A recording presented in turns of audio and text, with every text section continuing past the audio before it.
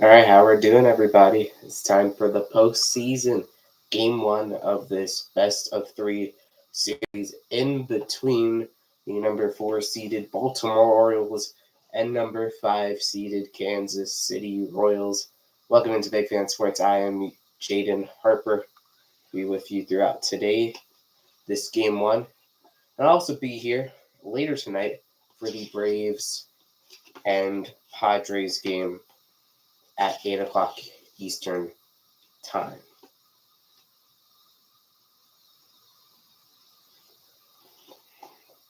While you're here, make sure to like and subscribe. It'll be a good matchup here today between the Royals and the Orioles. The Royals, a surprise team this Sun, 86 and 76 this season, second in the American League Central, the fifth seed this postseason. It's their first postseason appearance since 2015, the year they won the World Series over the New York Mets. They haven't been to the postseason since. It's their first appearance. And for the Orioles, they finished 91 and 71, which was the second best record in the American League East. They're the 4th seed this year, finished second in their division. And they're looking for their first postseason win since 2014. They were swept by Kansas City in the ALCS in that year. They defeated the Tigers in the ALDS. That was their last postseason win. That was game 3 of that series. They were swept last year. Top seed in the American League, got swept last year by the Rangers, who ended up winning the World Series. I think the Orioles are going to win this series. I think luck is on their side in this case. I think they have a very good chance to win this series and advance to the ALDS, where the winner of the series will take on the New York Yankees in a best-of-5 series starting on Saturday. There are 3 other wildcard games going on today. The Tigers and the Astros. Tigers lead that one 3-0 in the top of the 6th. In about an hour and a half, it will be the Mets and Brewers at American Family Field on the National League side. And at 8 o'clock, it will be the Padres and the Braves. So a lot to look forward to on this day one of postseason baseball. Here we go. Orioles getting ready to take the field here. It's a rainy day in Baltimore, but there's excitement in the air on both sides for Kansas City, an opportunity to stun the world. A lot of people pick the Orioles either win the AL East or at least go and do well in the playoffs. Kansas City looks to thwart that tonight. Their starting lineup: Michael Massey, the second baseman, leads off. Bobby Witt Jr., the shortstop, bats second. Vinny Pasquantino returns from the IL today. He'll DH, batting third. Salvador Perez will catch. He will bat fourth. Yuli Gurriel will be the first baseman, batting fifth. Batting sixth is MJ Melendez, the left fielder. Batting seventh is Tommy Pham, the right fielder. Batting eighth is Kyle Isbell, the center fielder. And batting ninth is Mikal Garcia, the third baseman. And they will take on Corbin Burnes today, who has had a phenomenal season in his first season with Baltimore, a 2.92 ERA, which is 7th best in Major League Baseball, has the second most quality starts with 22, 6th most innings pitched. He has been an ace for the Baltimore Orioles. As here we go, Burnes is getting set. Massey in the box. It's time for game one to begin, and the first pitch to Michael Massey is in there for a strike, and it's 0-1. Massey, a .259 hitter on the season, hit 14 home runs, 45 RBIs. His .743 OPS was 4th on Kansas City, the 4th highest out of qualified hitters. Second pitch is flied into shallow left field, and it will drop for a base hit, and the Royals have the first base runner of this game. Weak Michael Massey single will give Kansas City their first runner, puts a runner on first with nobody out, and it brings up Bobby Witt Jr., most likely finished second in American League MVP voting. He had a phenomenal season. In most years, he would win MVP, but if it wasn't for Aaron Judge, the dominant Yankee slugger, see him on Saturday in the ALDS. There comes the first pitch to Bobby Witt Jr. from Corbin Burnes. Is fouled down the right field line, and it's 0-1. Witt led all of Major League Baseball in average. He led the Royals in average. He led the Royals in RBIs. He led the Royals in games played and hits and doubles, triples, batting average, and on base plus slugging percentage. And he led them in wins above replacement for hitters. An impressive season by Witt. There's in there for a strike, and it's 0-2. His third season, another 30-30 season, 30 home runs, 30 stolen bases. He has had a phenomenal season. He was in the finals of the home run derby against the Dodgers' Teoscar Hernandez. As Burns get ready, picks off Massey goes with a pickoff attempt to Michael Massey. Doesn't work out, so Massey is safe back at first. That puts a runner still on first, with the 0-2 count coming to Bobby Witt Jr.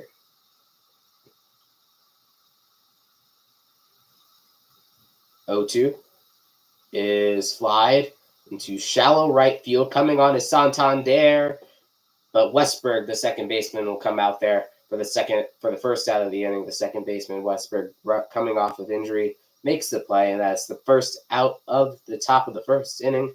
And here comes Vinny Pasquantino, the guy who was out for weeks. He was out for a long time with his thumb injury. He's back in the lineup today. This will be his first at-bat since August when he got injured. So this is a big step for the Royals lineup. Big improvement for them. He will DH today. 262 average in his limited playing time this season. First pitch from Burns is in there for a strike at 95 miles an hour, and it's 0-1. Runner on first is Michael Massey. Whenever you're here, make sure to like and subscribe. Got postseason content all the time. Throughout the postseason, we'll be live later tonight. The 0-1 pitch to Pasquantino is flied into center field. Mullins is under it, and it's the second out of the inning. So Pasquantino retired. All fly balls so far for the Royals. A pop base hit, a little weak fly ball out into left field, a pop up into shallow right field, and then a fly ball into center field. Here comes Salvador Perez, one of the very few players on this Royals team with postseason success, and the only player on this Royals team to have postseason success with the Royals. He was on the 2015 World Series winning team. First pitch is low, but they call it a strike, and it's 0-1. Perez, the catcher today, 271 average on the season. Had a really, really good season. He's been one of the best catchers in baseball. Was an all-star this year. One of the 4 Royals all-stars. Runner on first with 2 away. The 0-1 pitch to Perez is lined to third. Snagged by Arias over to second. In time to get Massey. And the inning is over. A great play by Ramon Arias, the third baseman for Baltimore. Might have just saved a big run right there. It was lined right to him, but he's able to snare it on a hop over to second. And we go to the bottom of the first inning. It'll be Cole Raggins coming out for the first time for Kansas City, as they look to hand Baltimore a 1-2-3 inning of their own. Baltimore had a very interesting year this year. Were in a prime position to easily win the AL East. Yankees came fighting back. Yankees won it. Orioles are playing right now in the wild card round. So obviously we see how that played out. Seeking their first postseason win, like I said, since 2014. Last time they won was ALDS Game 3 against Detroit in Detroit to sweep the Tigers. Had 5 All-Stars this year and won the season series against Kansas City this year. But that also was really early in the season. For example, Craig Kimbrell was the Orioles closer the last time the Orioles and Royals played, and Craig Kimbrell is no longer on the Orioles. Craig Kimbrell is a terrible pitcher. As a Phillies fan, I don't like Craig Kimbrell, but that's besides the point. At home this season for the Orioles, they're 44-37. Very good record. Then the second half, again, they did struggle. 33-33, a 500 record. A really, really rough start to part of his season. Well, part of their season.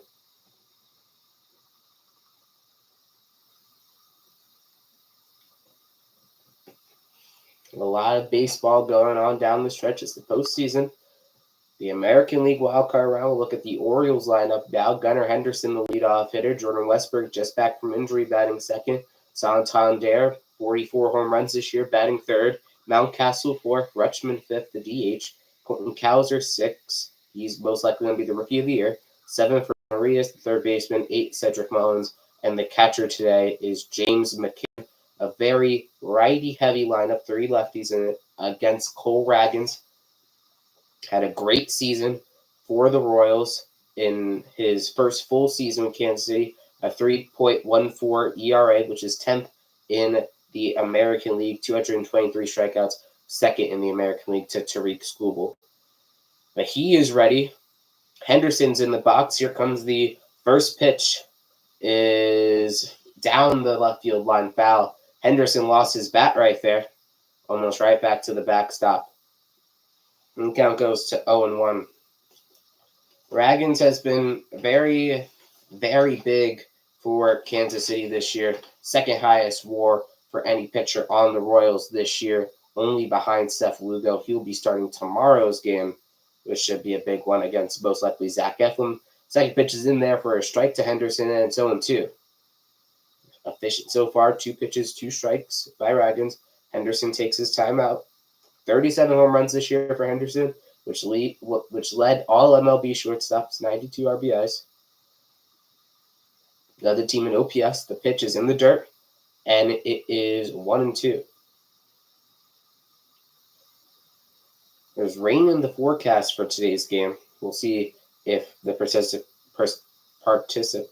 precipitation will come throughout the game. Right now, it is scheduled to happen throughout the game. Next pitch is fouled back towards the box, and the count remains 1-2. Ragans was an all-star this past year, acquired from the Rangers actually for Aroldis Chapman last year, and Chapman was a part of the World Series winning Texas Rangers. That pitch is fouled away. 5-pitch at bat to start this one out. Acquired from the Texas Rangers at the 2023 deadline. Chapman went on to help the Rangers win their first World Series in their franchise history. Ragans is looking to help Kansas City win. There's a pop-up to second base, shallow right field. Massey is under it. He makes the catch. There's one away here in the bottom of the first inning. Pretty solid Kansas City defense supports Ragans. But here comes Jordan Westburg for the Orioles. Westburg was injured. He got injured towards the middle part of the season. Was an all-star this year for Baltimore, but now is back in the lineup. He's a huge, huge piece of Brandon Hyde's Orioles lineup. First pitch is in there for a strike. It's 0-1. Looked a bit inside, but I think that might be a pitch home plate umpire gives today. Westburg, his 792 OPS, was third on the team this season. The 1-0 pitch is in there, was low, for a ball, a changeup, and it's 1-1. Westburg getting set in the box. And here comes the 1-1 pitch from Ragans to Westburg. It swung on and missed, and it is 1-2. 9 pitches so far for Ragans. This will be his 10th. Brandon Hyde looking on, the manager of the year from last year. The Orioles had the best record in the American League to a surprise to most. The 1-2 is fouled down the right field line and out of play. Had the best record in all of the American League last year, but they get swept. They went on to get swept by the Texas Rangers in the first round. Well, their first round, the ALDS. So they look to get their first win since 2014. 1-2 is in there, looking strike 3 on an inside pitch. Westburg doesn't like it. He stands there for a while, but there's 2 away. And it brings up Anthony Santander, an interesting case for Santander. This could be one of his final games as an Oriole. He'll be a free agent at season's end. Have a lot of interest from a lot of teams. Beautiful pitch there by Ragans for strike 3. But here comes first pitch to Santander. Is high, but they call it a strike. This home plate umpire, he's been something else so far today. But Santander, third in MLB with 44 home runs, only trailing Shohei Ohtani and Aaron Judge. Next pitch is fouled back, and it's out quickly 0-2 again. 235 average for Santander. Had over 100 RBIs And he's, again, a guy that will be interesting to see throughout this offseason. You'll have a lot of interest from a lot of teams. Next pitch is fouled towards the first base dugout, and it's still 0-2.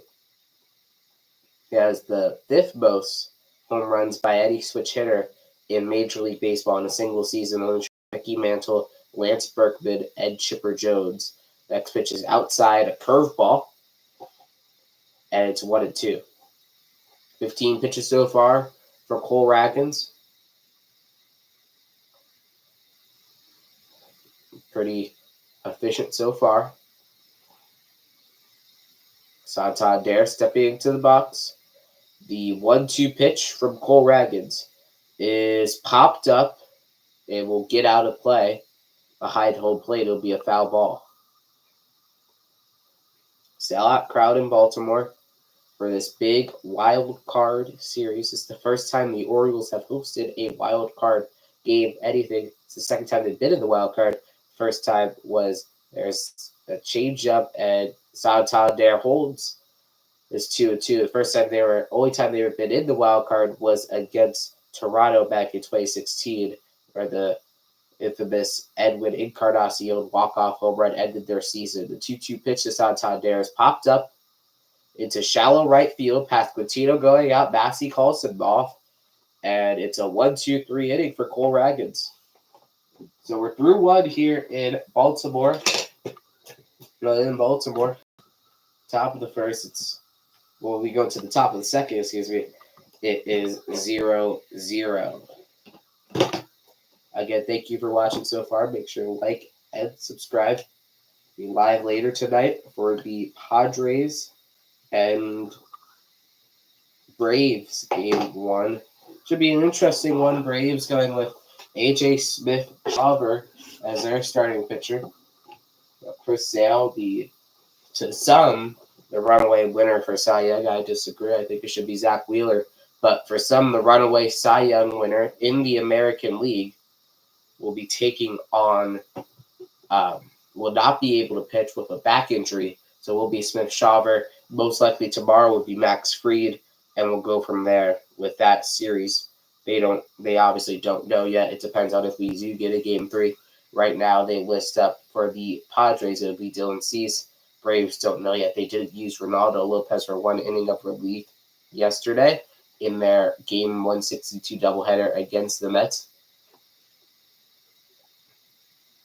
As Alex Bregman in the other game hits a very, very long single off the top of the wall, the Crawford boxes. A good throw back in by Riley Green. So that game is still 3-0. Detroit, again, Detroit has been gritty. They call them the Gritty Tigers for a reason. And they have been absolutely on fire recently. Probably the second hottest MLB team, only behind the Padres. So this has been a really, really big comeback for Detroit. We're ready to start the top of the second inning in Baltimore. It is a 0-0 game so far. We go to the top of the second. It brings up Yuli Gurriel, which is an interesting story. He's the first baseman for Kansas City. They signed him after, in early September, when Pasquantino went down. They signed Yuli Gurriel, and he has been, he's been okay for them. But it's obviously interesting seeing him. He has 241 average now with them. Now with another team in the major leagues in the postseason, after he was with Houston for all that time, went to the World Series with them. His last game actually was Game 5 of the 2022 World Series. He got hit in the back of the head by Rhys Hoskins. There's a foul ball. Cutter 94 miles an hour in the count is 0-2. Got knee in the head by accident by Rhys Hoskins, Phillies first baseman. Did hit a home run in his 18 regular season games, but he's here in the starting lineup in the postseason. 2-time World Series champion. 0-2. Gurriel is outside for a ball. And it's 1-2. But he has been, he was a staple in the Houston lineup for a long time, but now he's in Kansas City, stopped in Miami. He was in the Baltimore farm system. Atlanta farm system, 1-2 is outside, and it's 2-2 now by Burns. So Gurriel's been all over the place. His brother, Lourdes Gurriel Jr., won the National League pennant last year with the D-backs. D-backs missed the playoff. 2-2 is swung on and missed. A sweeper there by Burns. A pitch he doesn't use. He only uses it 1.8% of the time. Least used out of his 6 pitches, but it's a strikeout, and it's the first out of the inning. Gurriel was just in front of it. Now, Gurriel has been around for a while. This is another postseason for him, and he'll be big with the veteran leadership in Kansas City. Brings up MJ Melendez. The first pitch to Melendez is outside, a curveball, 79 miles an hour for a ball. 1-0. Melendez, a 206 hitter, 17 home runs, 44 RBIs, a lefty, playing left field today. 1-0 is outside, and it's 2-0 really quick. Already a 2-0 count to MJ Melendez. On deck is the 7-hole hitter, Tommy Pham. 16 pitches so far for Corbin Burns. This will be pitch number 17. Swung on and missed, and it's 2-1. Again, I remind you to like and subscribe while you are here. Just spam the poll. Who do you think is going to win today's game? The Orioles or the Royals? 2-1 pitch to Melendez is cut on and missed, and it's quickly. It went from 2-0 to 2-2 very quick. Burns at 18 pitches so far. Sellout crowd in Baltimore. Afternoon game for Game 1 of the Wild Card Series. The 2-2 pitch from Burns to Melendez is hit to center field. Going back is Mullins towards the track. In front of the track will make the catch, and there's 2 away. Okay, he got it towards the end of the bat.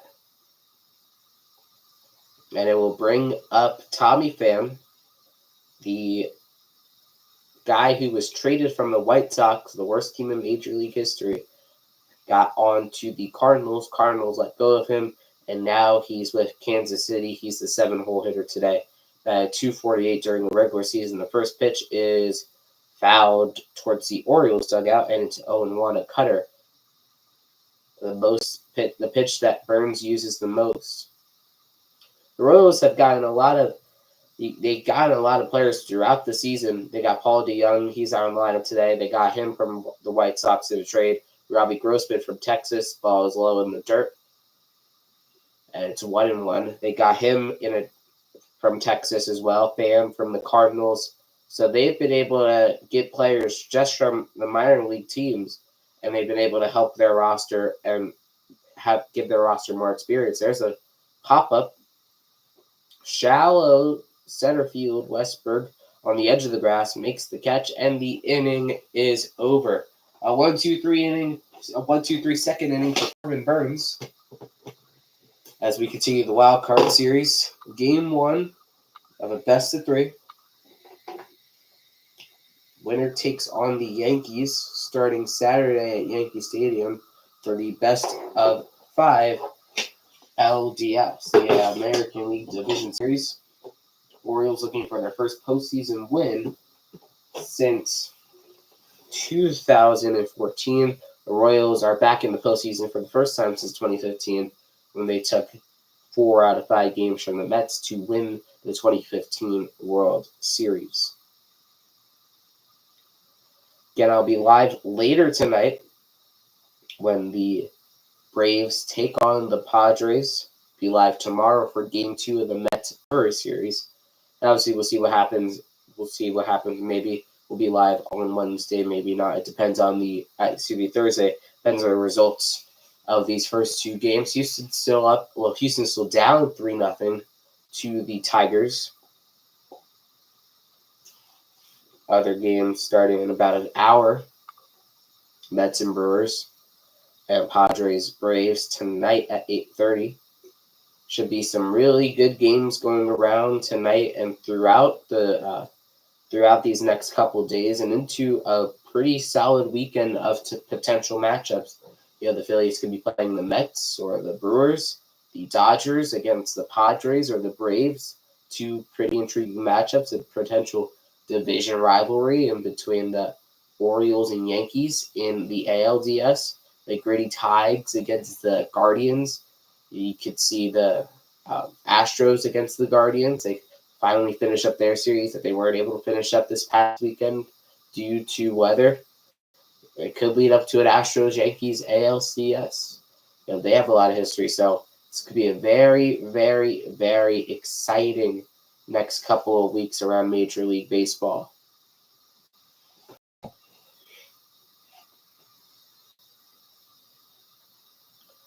As we get ready to come back to Baltimore for Game 1, to continue Game 1. Again, there is a chance of rain in the forecast. So it's not all sunshine and rainbows for Game 1. First pitch to Mountcastle. Broken bat into center field. It will drop. Oh, what a catch! Tommy Pham comes sliding in out of nowhere off screen from right field, and there's one away. What a catch by Tommy Pham. That ball looked like it was going to drop, but then Pham comes sliding in out of nowhere to make the catch. In Nick Castellanos type fashion, if you remember from 2022. There's one away here. It was a broken bat by Mountcastle, and Pham just came sliding in off screen. There's one away. First pitch to Rutschman is high and inside for a ball, and it's 1-0. Pham, like a superhero, comes diving in to make the catch. 1-0 to Rutschman is in there for a strike, and it is 1-1.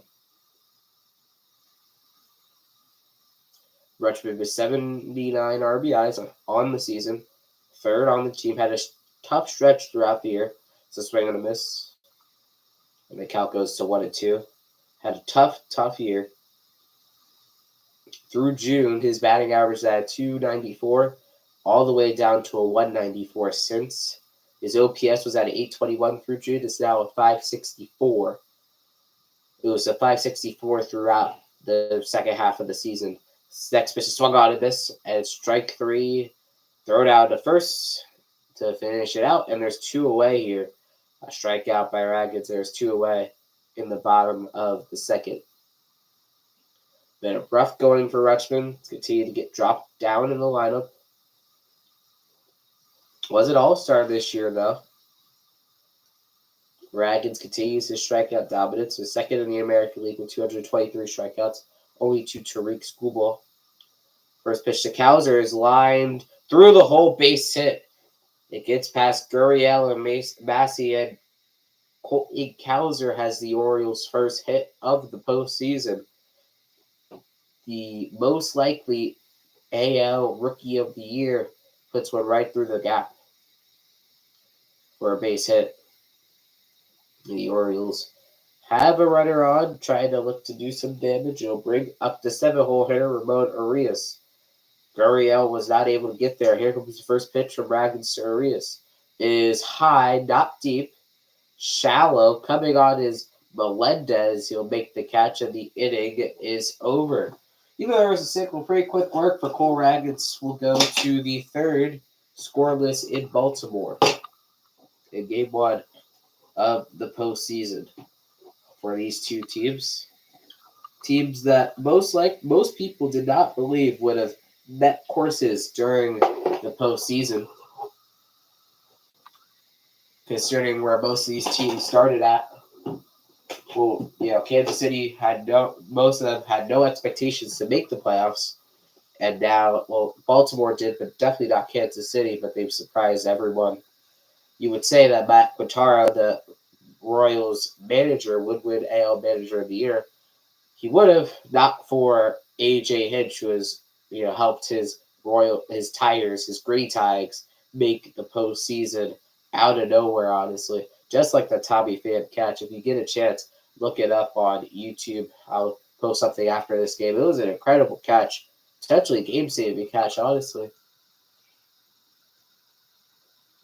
Could be a game-saving catch. If that gets into the gap, that could be some trouble. But right now, it's still 0-0 the way into the top of the third inning in Baltimore. Raggins and Burns dueling so far. Burns acquired from Milwaukee earlier this year. He was with the Brewers, a three-time All-Star, won the Cy Young Award with the Brewers last year, but struggled against the D-backs last year in the postseason. Got traded. He will be a free agent after this year.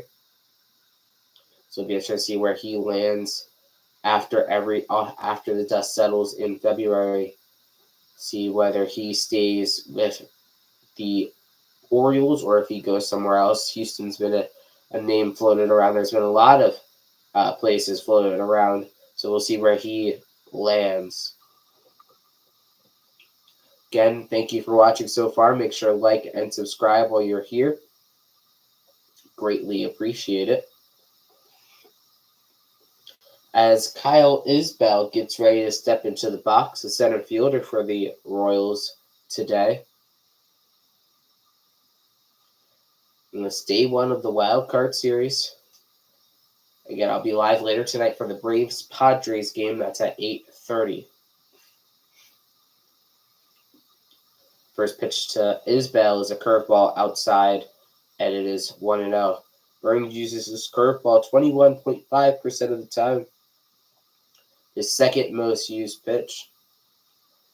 Isbell batting .229 on the season is a ground ball over to second. Westberg flips it over to first in time, and there's one quick out here on the top of the third inning. It's a big game one. Whoever in the wild card era right now, how it is, how the structure is. The winner of game one has gone on to win every single series. 7 out of the 8 teams have gone on to sweep the series. First pitch to Garcia is in there for a strike, and it's 0-1. 7 out of the 8 teams have gone on to sweep their respective series. Here comes the 0-1 from Burns. Garcia flips it into center field. Coming in is Mullins, makes the catch on the line. There's 2 away in the top of the third inning. And I'll bring up back to the top of the order. And Michael Massey, he is the second baseman today for the Royals. Has the Royals lone hit, a single in the top of the first. Who's the leadoff batter who got on? Comes the first pitch from Burns to Michael Massey. Is outside for a ball, a curveball, 79 miles an hour, and it's 1-0.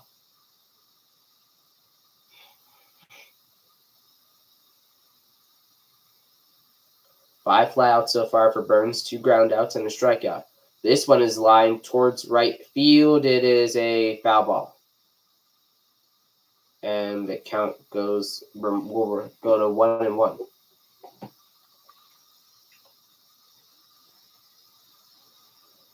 Again, now we're in the postseason, so we have six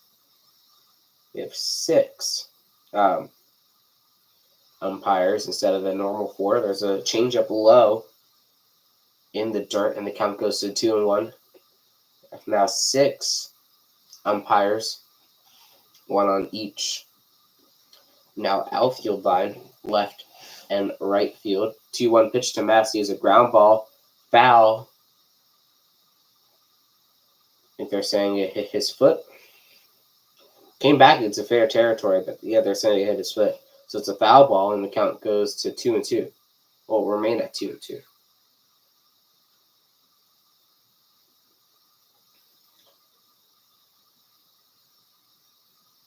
You know, it just hit the white chalk right in front of the home plate. Ball spinned back past on the other side of the base. That's where it went foul. And the count is 2-2 in the top of the third to Michael Massey. Corbin Burns. 2-2 pitch is a ground ball over to second. Westberg flips it again over to first in time, and the inning is over. Another clean inning. 3 up, 3 down. We go to the bottom half of the third in a scoreless ball game. Quick one moving so far in Baltimore. And the Astros get out of a big jam in that game. They had the bases loaded. Detroit did. Looking to blow the game wide open. Weren't able to capitalize. So that game stays at 3-0. That's in the 7th inning. Mets and Brewers start at 5:30, and 8:30 is the Braves and the Padres. Again, thank you for watching so far. While you're here, make sure to like and subscribe. Greatly appreciated. So make sure to participate in the poll. Who you think will win today's ball game? Will it be the Orioles or will it be the Royals? It's a good one so far in between both these two teams. Two teams that really, nobody's a postseason lock until the season's over, but these two teams were really set into their postseason positions really early into the year. Both of these teams realized that there's a good chance they could make the postseason, one earlier than the other. Kansas City was even in first place in their division back in August. Right, they weren't able to finish the job and capitalize and win their division, but still they were make the playoffs. To most, it was a surprise. To some, it wasn't. To them, it wasn't. They always believed that they can make the playoffs, and it was true in this case that they were able to come through and make the playoffs. Yeah, make sure to like and subscribe. You're here on the road to 100 subscribers. So make sure to hit the button. It only takes a couple seconds. Hit the button. Make sure to subscribe. It's a good game so far. Quick game so far. As we get ready back here in Baltimore. Score is 0-0 as we go to the bottom of the third inning. Will be 8-9-1 for Baltimore here in the third. Raggeds gets ready. Here comes the first pitch to Cedric Mullins. Is high and deep to right field. Going back is Pham at the wall. It is off the scoreboard. Pham plays it off a hot, and Mullins is into second with a double. A leadoff first pitch double for Cedric Mullins, and the Orioles could be in business here at the bottom of the third inning. First pitch swinging and almost first pitch crushing, but couldn't get it all the way off the wall. Couldn't get it over the tall wall there in right field in Baltimore. Mullins might have had a triple if he thought he got it all the way, but right off the scoreboard part of that right field wall out there in Baltimore. So that brings up McCann with the speedy Mullins on at second. First pitch to McCann is high for a ball. It's 1-0. McCann used to be with the Mets, so he's been around for a while. He was with the Tigers. He was with the White Sox. He was with the Mets a couple years ago when they made the postseason. Now with Baltimore. Inevitably, Rutschman rotates sometimes. There's a changeup outside, and it's 1-1. McCann usually getting the start against lefties. Rutschman usually goes to the DH spot. Speedy Mullins is on second base. He actually led the team in stolen bases this year. Pitch to McCann is floated in there. Curveball 80 miles an hour for a strike, and it's 1-2. Yep, Mullins led the team in stolen bases with 32. So he is always a threat to go and steal third. Garcia plays it lightly. The pitch is high to McCann, and the count goes to 2-2. 30 pitches so far for Cole Ragans. Kansas City has a pretty good bullpen right now when it comes to players, as there's a line drive foul on the third base side, and the count remains 2-2. They have a very solid bullpen, and when it comes to usage, they are still in a good position in their bullpen.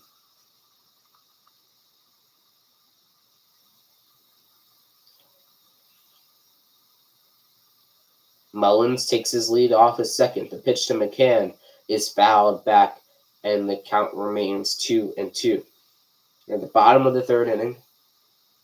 It's a very fast-going game so far.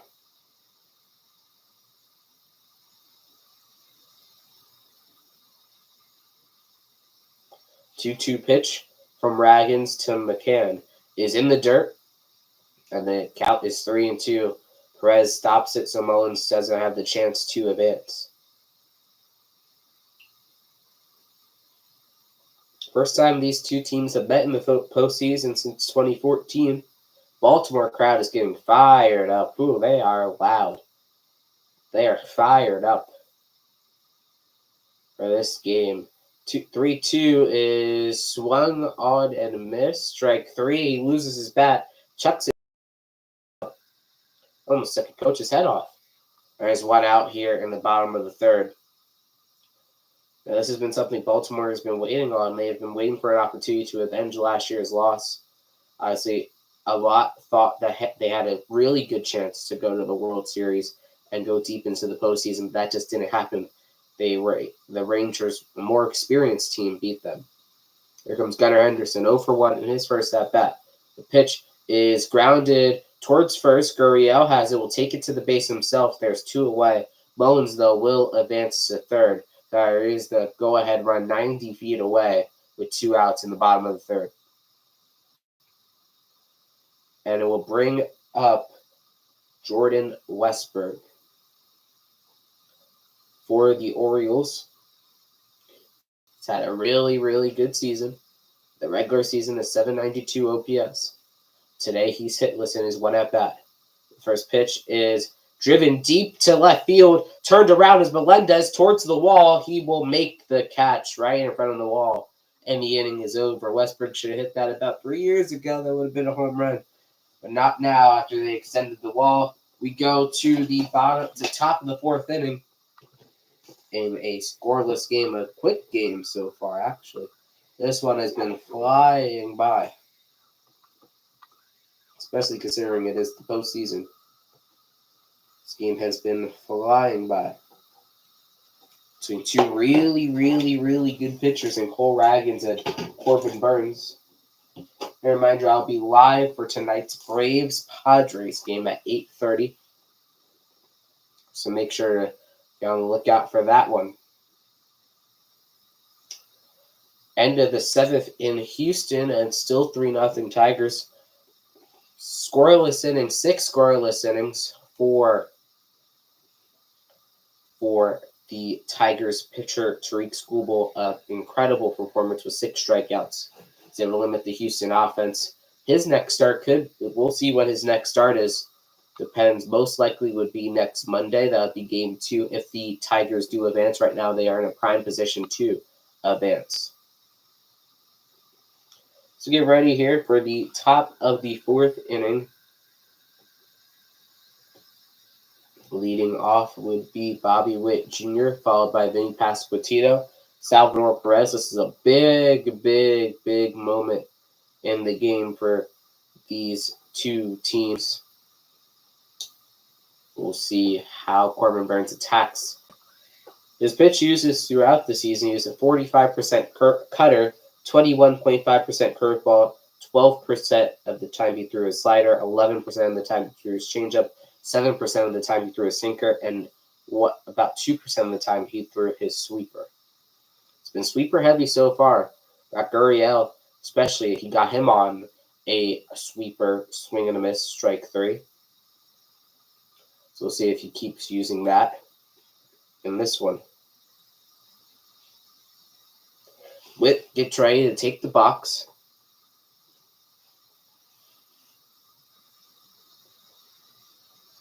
Right now, Baltimore's the money line favorite to win the game. Burns very solid so far with his pitching. 31 pitches only as we begin the top of the 4th. First pitch is in there for a strike 8 cutter, his favorite pitch, and it's 0-1. Used the most. Brings up Bobby Witt, a .332 average on the season with 32 home runs. The 0-1 pitch to Witt is popped towards the Orioles dugout. Burns and Mountcastle converge. Mountcastle makes the play, and there's one away. Called off Burns. So there's one away. A great play by Ryan Mountcastle to know that ball was going to stay in. Yeah, Burns just made a business decision. He thought he had it, and then Mountcastle basically just called him off. There's one away here in the top of the fourth inning. Brings up Vinny Pasquantino. They call him the Pasquatch in Kansas City. Playing off a Sasquatch. First pitch is in there, cutter, 93 miles an hour for a strike, and it's 0-1. Pasquantino, a flyout in his first at-bat, 19 home runs on his condensed regular season due to his injury. The 0-1 pitch to Pasquantino is low in the dirt for a ball, and it is 1-1. Nobody warming up in the bullpen yet. They do have enough pitchers to go into their bullpen, though, well rested. The 1-1 pitch to Melendez is outside for a ball. And the count goes to 2-1. Again, while you're here, thank you for watching. Make sure to like and subscribe. We're to 100 subscribers. 2-1 to Pasquantino is swung on and missed, and it is 2-2. 37 pitches for Corbin Burns so far.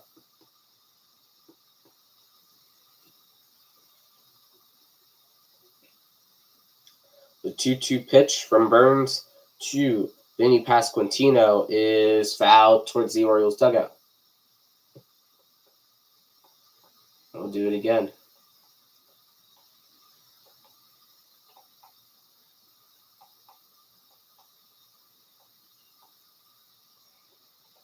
Two from Burns to Pasquantino, swung on and missed in the dirt, and there's 2 away. What a performance so far by Corbin Burns. The almost complete opposite of his performance from last year, where he struggled, dicing up hitters so far. And there's 2 away here in the top of the fourth.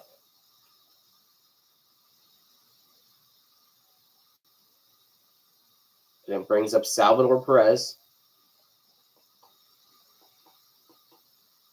First pitch to Perez is hit into the air, into deep left field. Going back is Cowser with space. In front of the track, he makes the play, and the inning is over. 1, 2, 3, another one by Corbin Burns. Has sat down every hitter since the leadoff single. Very, very impressive by Burns so far. We go to the bottom of the fourth. Game moving fast so far. It is 0-0 between the Orioles and the Royals. Winner of this series, again, takes on the New York Yankees in the American League Division Series. The winner of the Houston-Detroit series will take on the Guardians in the American League Division Series. Both of those series start on Saturday, as well as a lot of other series starting on Saturday. Postseason in full swing. Felt like we started the postseason yesterday, though, with how good of a game we had in between the Braves and the Mets. With the doubleheader, the Mets winning the important game. They won game 1, and then the Braves able to set up their season, save their season, and take game 2.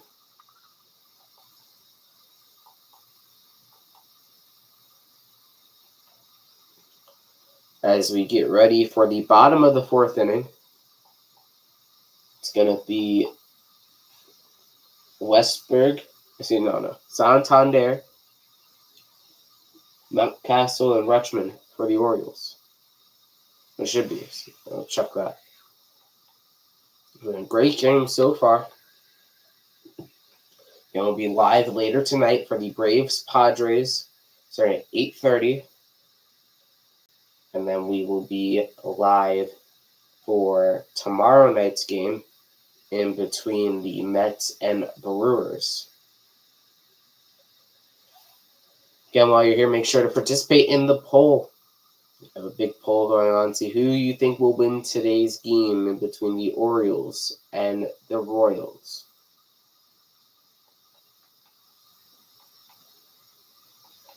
As Santander steps into the box, as we get ready here, first pitch is in there for a strike. And it's out in there for outside for a ball, and it's 1-0. It's an inside pitch. 1-0 to Santander. It is outside for a ball, and it's 2-0. The 2-0 pitch from Cole Ragans to Anthony Santander is swung on and missed. And the count goes to 2-1.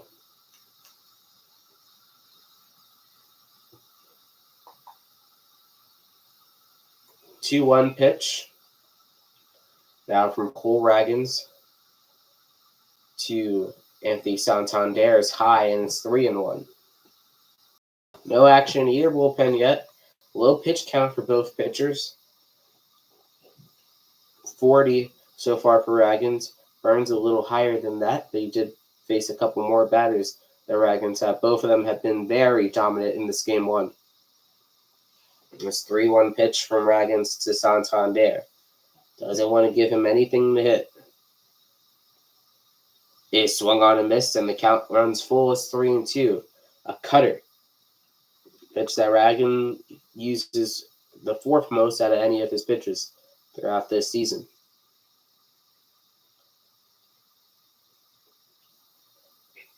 The 3-2 pitch to Santander is fouled back behind home plate, and we'll do it again. Another 3-2 pitch. Right now, Baltimore has the odds on their side to win this game. They do have a deeper lineup and in my opinion, probably a deeper bullpen right now. The 3-2 pitch to Anthony Santander swung on and missed. It would have been a ball. He swings at it. It's strike 3. Ragans' fourth strikeout of the game, and there's one away. A beautiful pitch there by Cole Ragans. Able to work from behind. Was down in the count. Worked all the way back to get the strikeout. So far, he has been dominating. Here comes Ryan Mountcastle. First pitch to him is in there for a strike. Curveball. And it's an 0-1 count. 44 pitches so far for Ragans. Mountcastle 0-1 in his only at bat. The next pitch is swung on and missed in the dirt, a changeup, and it's 0-2. Ragans dominating the Orioles hitters so far as Mountcastle calls a timeout. He signaled that first word timeout. Ragans now ready to go. The 0-2 pitch is fouled back. And we'll do it again, another 0-2. Weather not great in Baltimore for this postseason opener so far. Here comes the 0-2 pitch to Mountcastle. Swung on and missed. Tag him out for strike 3. There's 2 away. 5 strikeouts today for Cole Ragans.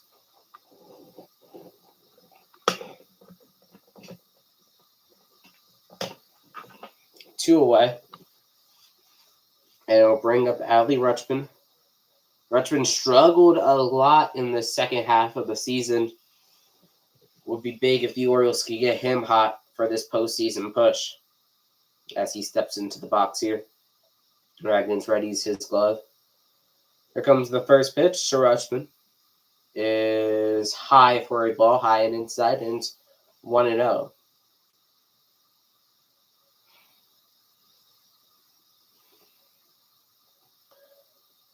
Two outs here in the bottom of the fourth. The 1-0 pitch to Rutschman is hit high in the air, not deep enough. Into left field, caught by Melendez, and the inning is over. The quick game continues. We go to the fifth in this wild card matchup, and the score remains 0-0. Neither offense able to crack either starter. Both retiring everybody after the one lone hit they each allowed. One was a single by Kowser, one was a single by Massey. That's it so far. That has been it so far.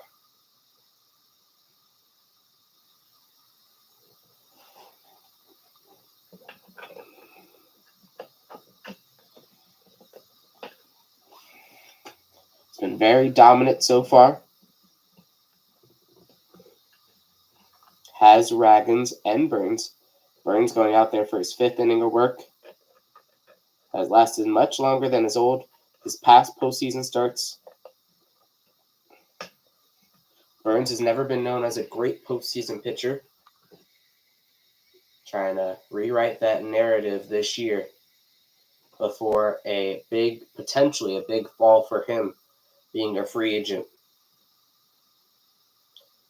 With a pitching market that has pitchers, for example, Max Fried, he'll probably be starting tomorrow for Atlanta. And there's going to be some really good pitchers on the market this year in free agency. And Burns probably headlines all of them, in all honesty. As we go to the top of the 5th inning at Camden Yards in Baltimore. Score is 0-0. Remains 0-0, actually.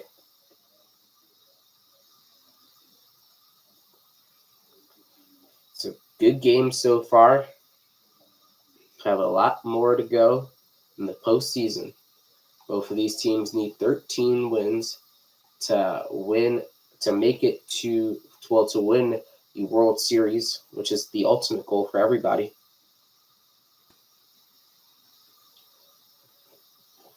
As we get ready here, Yuli Gurriel in the box. Pitch to Gurriel is hard swing, fouled off towards the dugout of the Orioles in zone 1. Burns at 41 pitches so far.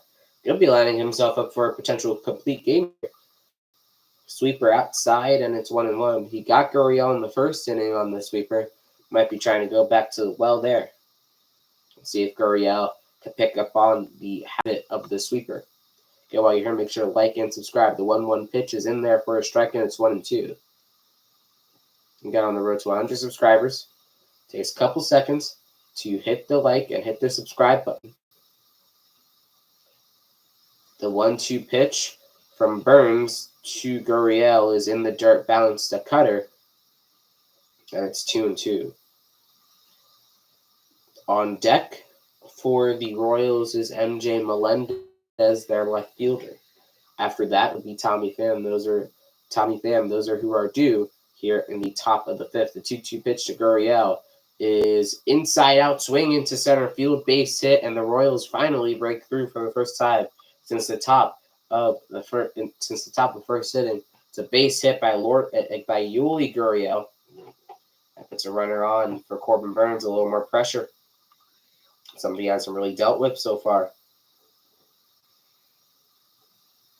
in this game. Only had one base runner until now.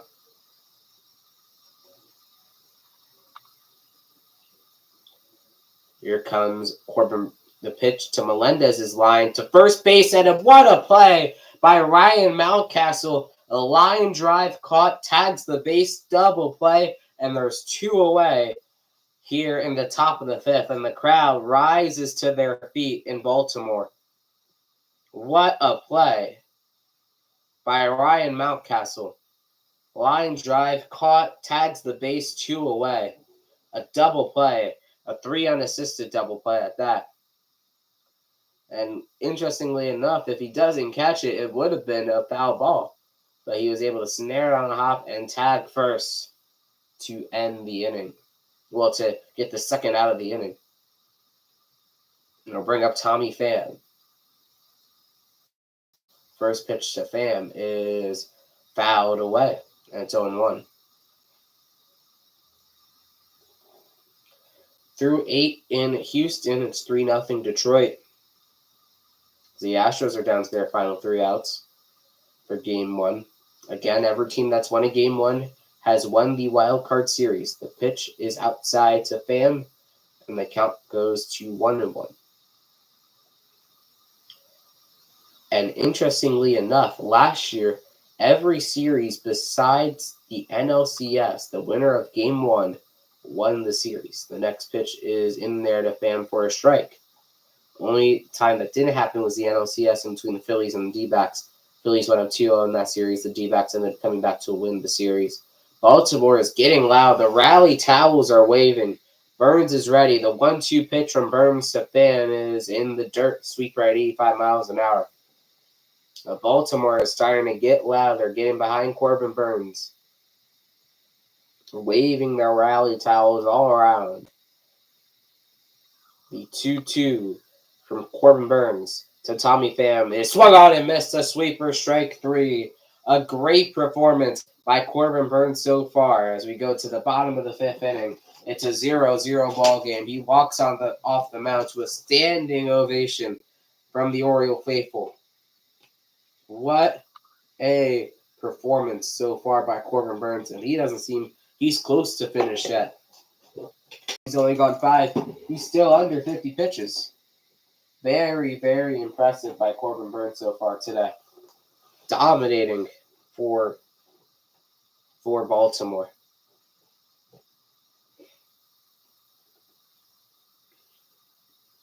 As we get ready for the bottom of the 5th, Cole Ragans has done the exact same thing today. They've both dominated throughout the game.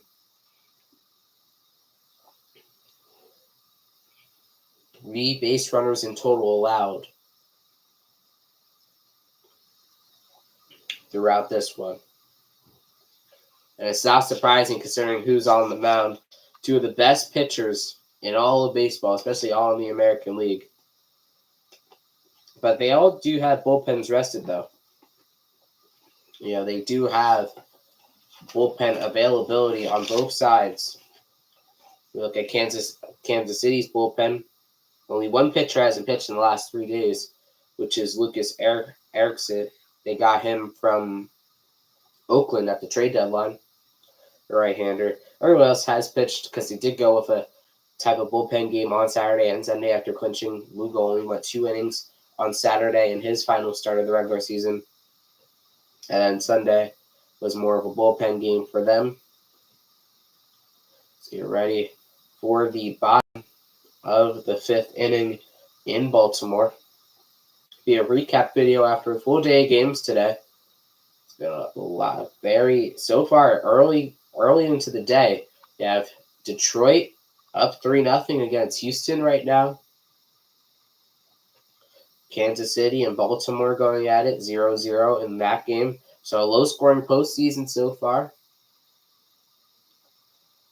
We'll see if we'll live later. There's a drive by Riley Green, and that ball is a ground rule double in the Houston-Detroit game. So Riley Green gets on for his Tigers. First pitch by Ragans is in the dirt for a ball, and it's 1-0. A slider at 84 miles an hour. Colton Cowser is in the box. He's 1-for-1, has the Orioles' load hit of the day, which was a single lined towards the first base gap. There's another one to that same gap, but Gurriel's able to cut it off this time. Gets over to first in time, and there's 1 away.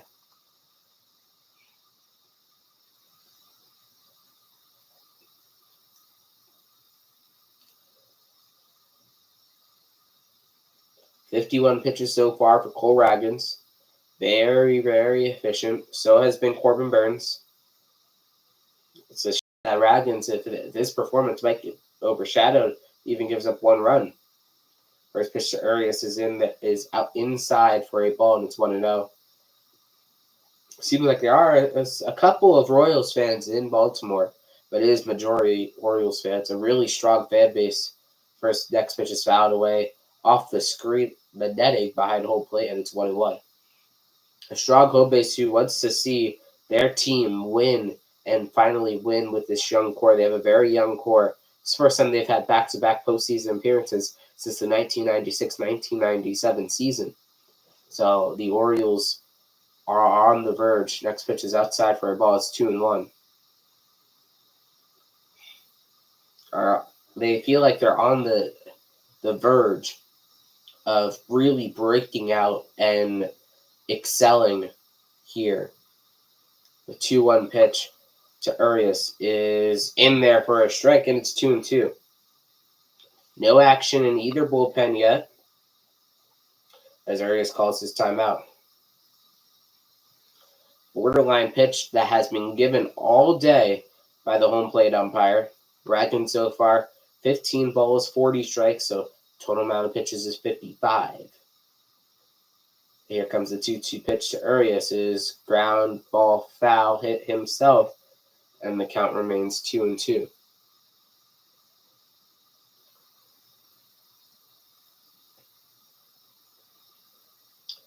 Ragin's getting ready. Pitch number 57 for himself to Ramon Arias. 2-2 is a broken bat. He threw his bat, and it is gutting. The ball just splintered out past Melendez. He was going for it, and that ball just carried more towards left field. It was in left center. It kept going towards left field. Melendez slipped, wasn't able to make the play. Center fielder Isbell had to run over and cut it off. So it's a double for Ramon Arias. He threw his bat at that one. Called him Todd Frazier. Threw his bat at that, and the ball just curved on Melendez. He played it awkwardly, and it's a base hit. And they're going to call it a double, no error. And here comes Mullins. First pitch is lined to center field. On the run is Isbell. It's going to drop, and the Orioles are going to take a 1-0. No, they're going to hold Arias.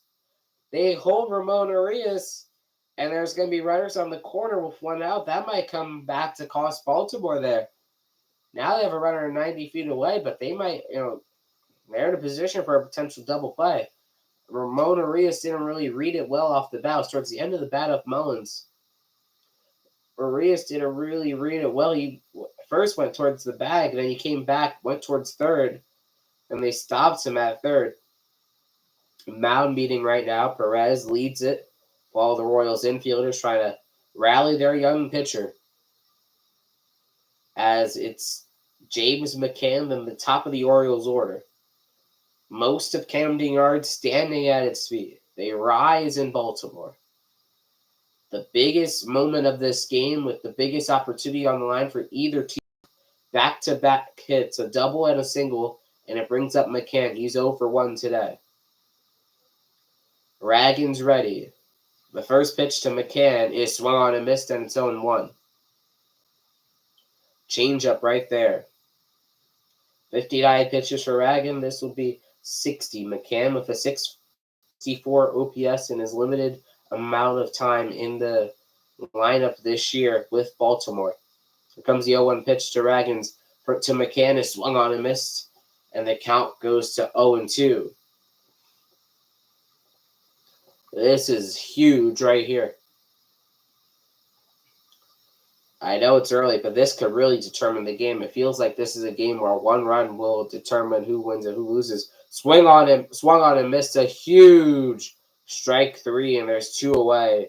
6 strikeouts so far for Cole Ragins, and that is a huge one right in the dirt, and it's 2 away. All they need is an out, and the Royals will get out of the jam. The Royals and Cole Ragins will be able to get out of this jam here in the bottom of the 5th inning. Ragins at 61 pitches.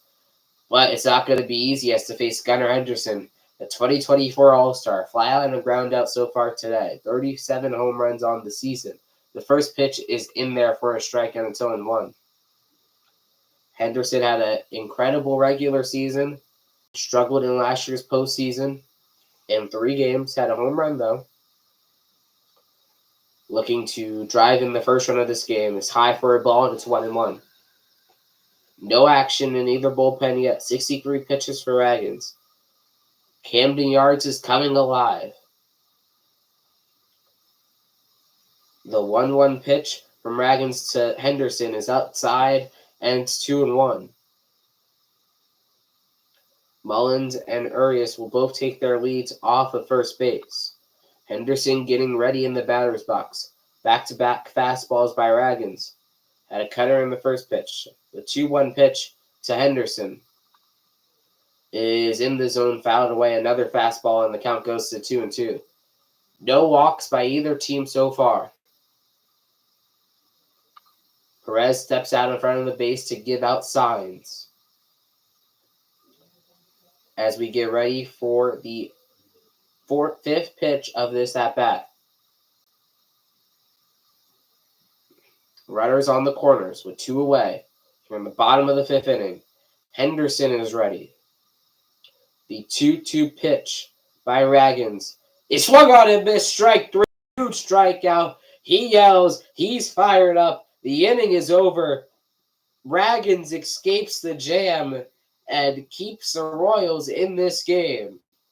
A huge strikeout. Back-to-back strikeouts. The emotion by Raggins showed on his face as the Royals escape a jam as we go to the top of the 6th inning in a fast-moving game. It's already the 6th inning and it's 0-0 still. A pitcher's duel to the fullest so far. I have a recap video of all the games. Will be live tomorrow. Mets Brewers. Will potentially be live later tonight as well for the Padres Braves. Detroit 3 outs away from winning their first postseason game since 2013. But it's not going to be easy at the heart of the Houston order. Starting in about 13 minutes will be the Mets and Brewers. In that game, a big game in that one as well. Game 1 of that series. Luis Severino against Freddie Peralta. The Mets and Brewers just saw each other, actually. They played each other this weekend. They were just there. Then the Mets had to fly down to Atlanta to fly back up to Milwaukee. And if they want to keep winning, they have to fly out to Philadelphia to then go home. So right now, the Mets have been all over the place. And it has been a lot to go on for the Mets, but they have been able to rally and make the playoffs where nobody thought they could. As we get ready here for the top of the 6th inning in this pitcher's duel of a matchup in Baltimore.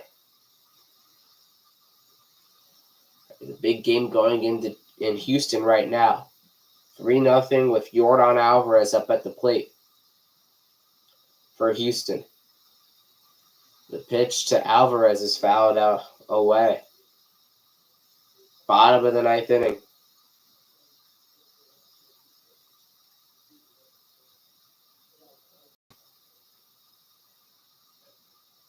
Again, I'll be live tomorrow. The Mets and Brewers. 7 o'clock. First pitch to Isbell is outside. A curveball for a ball, and it's 1-0. I know Burns a little frustrated with his team not being able to get him any insurance. Here comes the 1-0 pitch to Isbell. Is a ground ball, foul. And it's 1-1.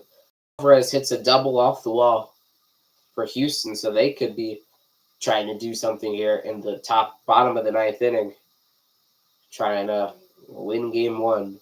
The 1-1 to Isbell is hit in the air into center field, not deep. Mullins is under it, 1 away.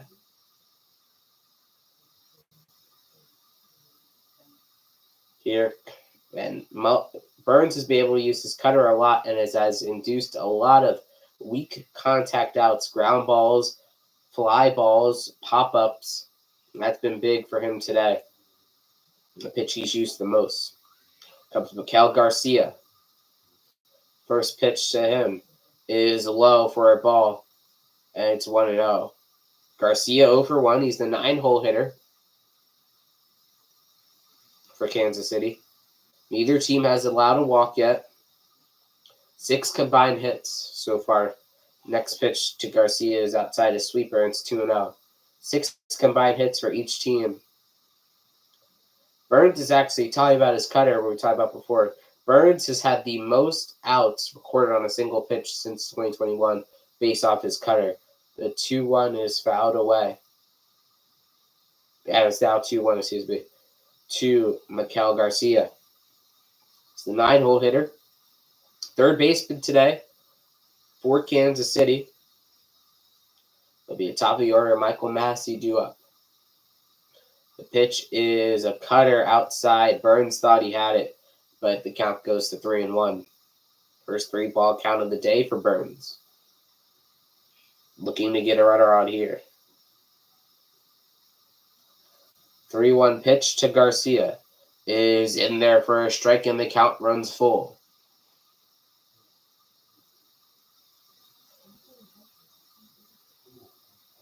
Big stop in the Detroit game by Trey Sweeney.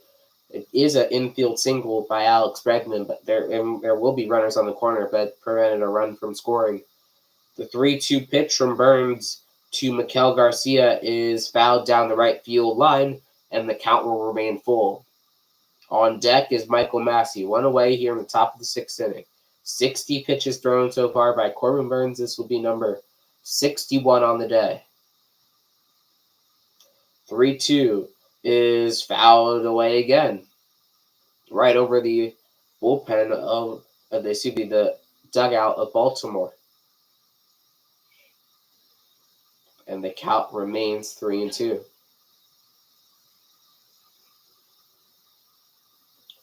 3-2 pitch is in there, ball four. First walk of the day by either team. It'll be Maikel Garcia, and it could be setting up the Royals for a big inning. One away, but there is a runner on now. First runner since the single by Yuli Gurriel. And they hope it's not going to end like last time, or they line down into a double play.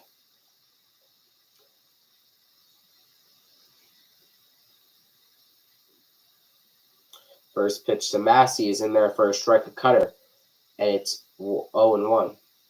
Massey 1 for 2, had a leadoff loop hit single, grounded out in his other at bat. For most of these Royals, it's their postseason debut. Pick off by Burns over to first, not in time. Garcia back in safely. Garcia had 37 stolen bases throughout the season, which actually led Kansas City. He had the most stolen bases by any player on the Royals. That's a bang-bang play, but it looked like he got back in there. Safe is the right call here. 0-1 pitch from Burns to Michael Massey. Here in the top of the 6th is outside. Garcia goes, and he is safe. Ball gets away from Henderson, but not far enough. So Garcia runs himself into scoring position now with only one away. So now for the second straight inning, there is a runner in scoring. Second straight half inning, there's a runner in scoring position for each team. Last inning, there's a runner on third, and now there's a runner here on second. Garcia's 37 steals were 4th in the American League, 1st on his own team. The 1-1 from Burns to Massey is low in the dirt for a ball. 2-1 is the count. 65 pitches so far by Corbin Burns. He's been dominant up until this inning. Has faltered a little. And Houston has cut into the lead of Detroit. It is now 3-1 with no outs in the bottom of the 9th inning in that one. Ground ball by Massey over to Westberg. Plays it on the hop over to first in time, 2 away. Garcia will advance to third. So there's now the go-ahead run is 90 feet away, and it brings up Bobby Witt Jr. with a chance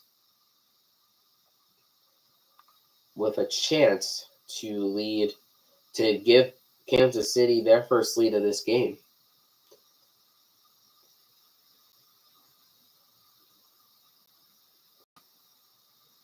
Here comes the pitch from Burns to Bobby Witt. Is line, base hit, and the Royals are on the board. Bobby Witt, their MVP, could be the American League MVP, comes through, and it's 1-0 Kansas City here in the top of the 6th inning. They finally get through on Burns, and one of these teams finally comes through with runners on. And it's 1-0 early, just like that. 1-0 here, about the top of the 6th, just like that. A big hit by Bobby Witt Jr. Now here comes the pass squatch, Vinny Pasquantino.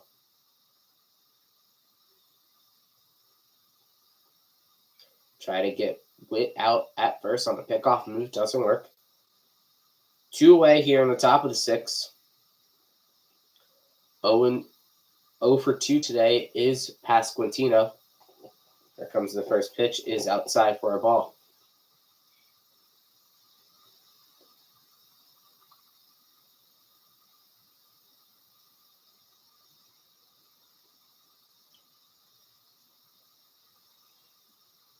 Witt takes his lead. 1-0 is the count.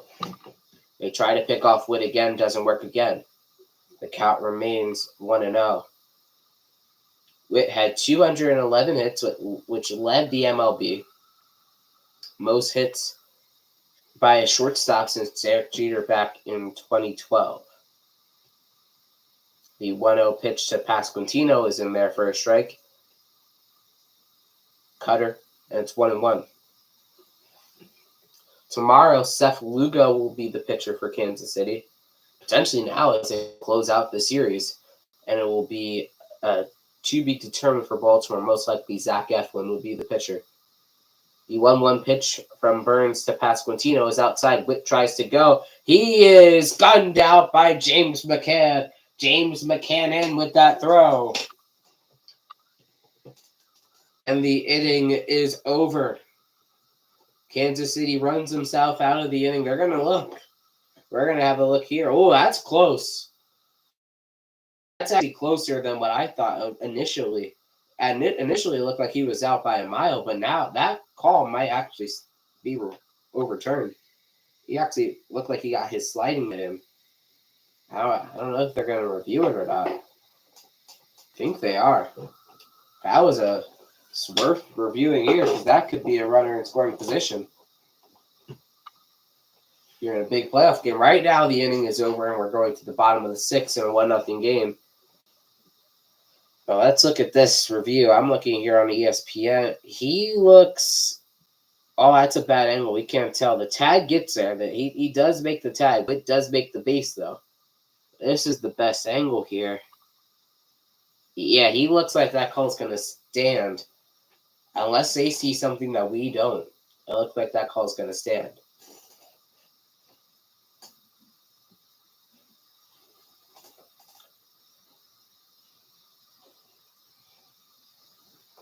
Oh, yeah, that looks like it's going to stand.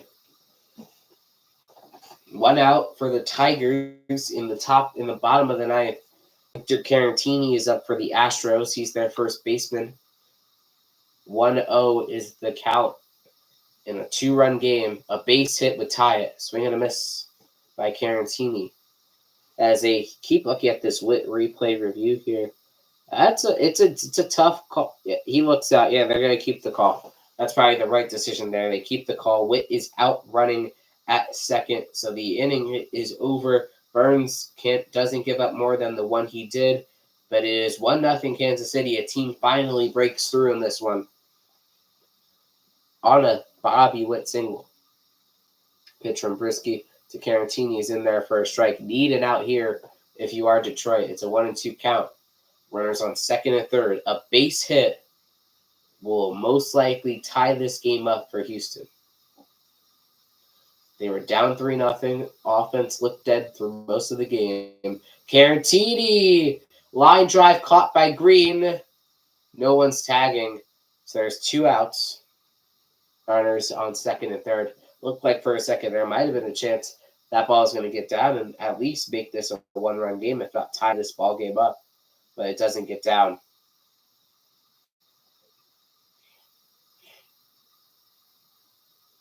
Enough for the Astros. McCormick hasn't played in 3 weeks. He made a game-ending catch against the Phillies 2 years ago, if you remember, in the World Series, which gave Houston basically the win. Here's outside.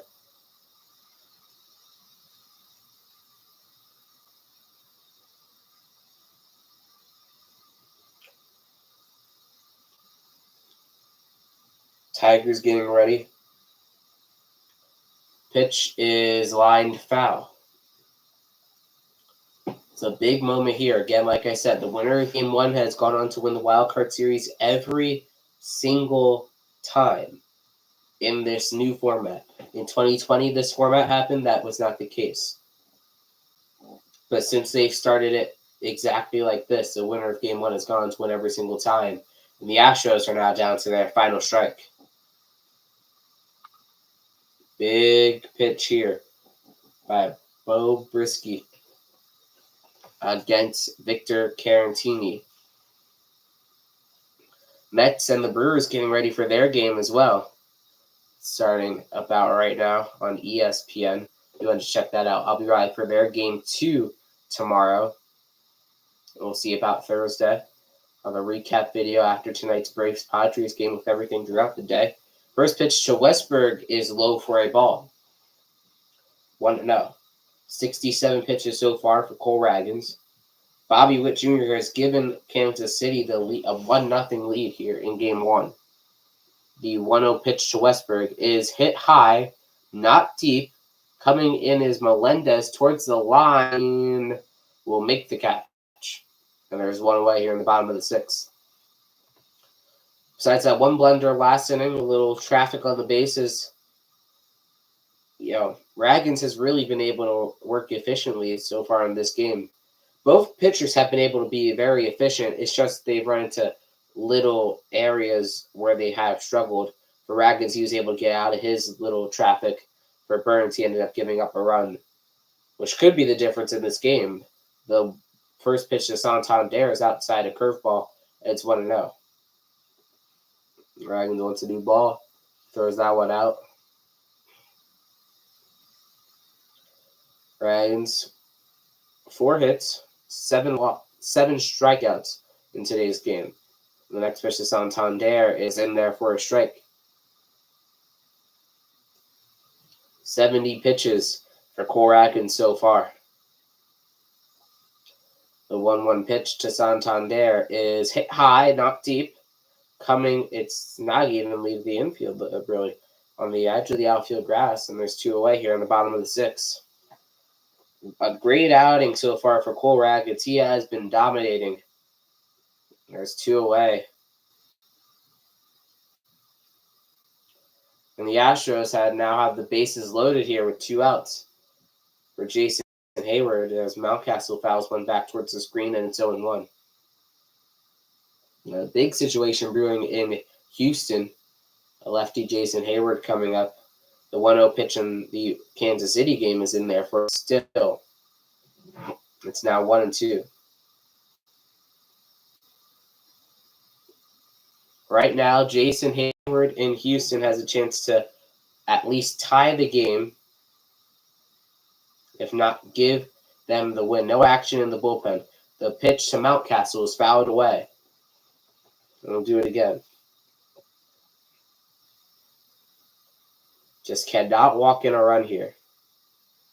If you're Houston, if you're Detroit in that game. In Kansas, in Baltimore, the 1-2 pitch from Ragans to Ryan Mountcastle is fouled away towards the Orioles dugout.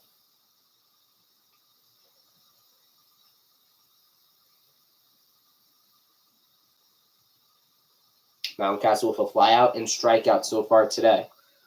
The 1-2 pitch from Ragans to Mountcastle is another foul ball. Pretty long at bat here.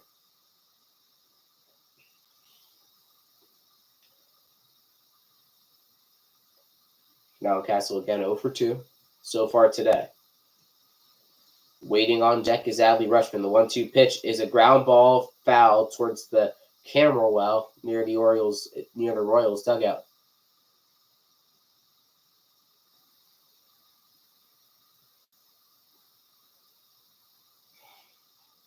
Well, the 1-2 pitch, the 8th pitch of the at-bat to Mountcastle is a ground ball, weakly hit foul.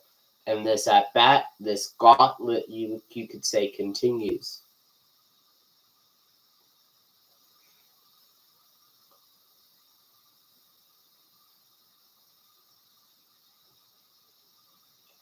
The 1-2 pitch from Cole Ragans to Ryan Mountcastle here.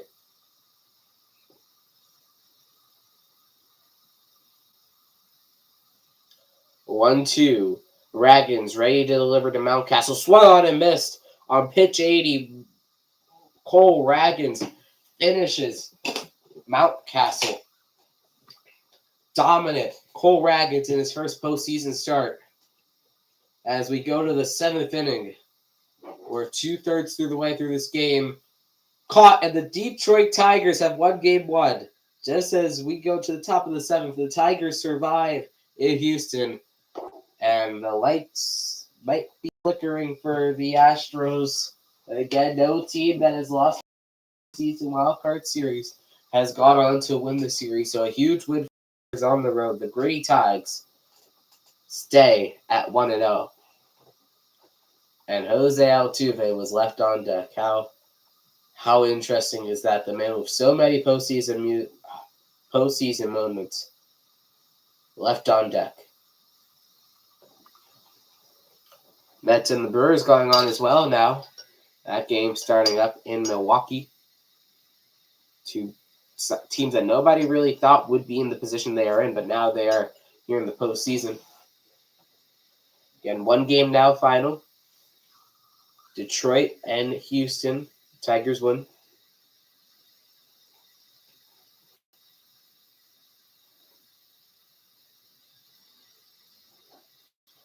Now coming up for Perez and Gurriel. 3, 4, and 5 are due up here to begin this half of the inning. Yeah, I'll be live tomorrow for the Mets Brewers game, so game 2. Whoever wins has a chance to clinch. I'll be live for that game starting at 7:30. I'll have a recap video tonight after all the games are done. As we get ready here. See, look at the Orioles bullpen. Again, they knew they weren't going to they really had their postseason spot locked up, the exact seed locked up on Friday. So they were able to not have to use most of their big arms. So Anthony Dominguez is most of the way fresh. Same with Ynger Cano and a lot of their good big pitchers they have. The first pitch by Burns to Pasquantino is low for a ball. Pasquantino was at bat when Witt got thrown out at second base. So far he has a flyout and strikeout. His continuation of his third at bat is inside. 2-0 is Pasquantino.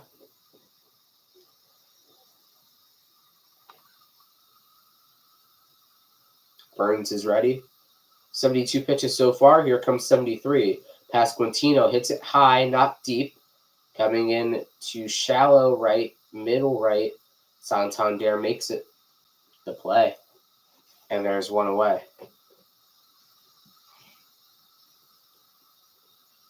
One of the biggest plays of this game that if the Royals do win will be looked at is the stolen base by Miguel Garcia, letting him score on the Bobby Witt single.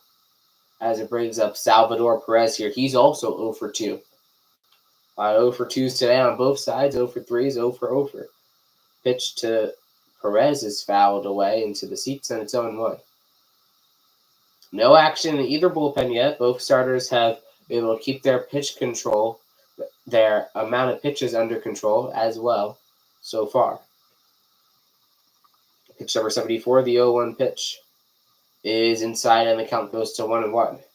This is one of Burns' best postseason starts he's had in his career. This is his third postseason start his third postseason start. Well, he had a couple when he was with the Brewers. Next pitch to Perez is grounded past Urias into left field. It's a base hit. Another hit for the Royals, their 4th of the game. And the longest tenured Royal gets on base here in the top of the 7th inning. But no, Burns has a 2.84 ERA coming into today in the postseason. 19 innings pitched, and he's almost matched that halfway. That's how good he has been today. He has been absolutely outstanding so far in today's game. Even though he has given up the one run, both offenses have struggled to get anything going So that pitch is low in the dirt for a ball, and it's 1-0, 1 out here. Top of the 7th inning. 1-0 is the score. The count is 1-0. Gurriel has a single so far today. He also struck out. Burns has really liked his sweeper against Gurriel's swing. Let's see if he uses it again. The pitch is grounded. Urias could be a double play. It will be a double play to end the inning. We got a 7th inning stretch. We go to the bottom of the 7th. Orioles need some runs. Royals on top by a run. Orioles looking to break their losing streak in the postseason. The Royals looking for their first postseason win. Start where they left off in this postseason.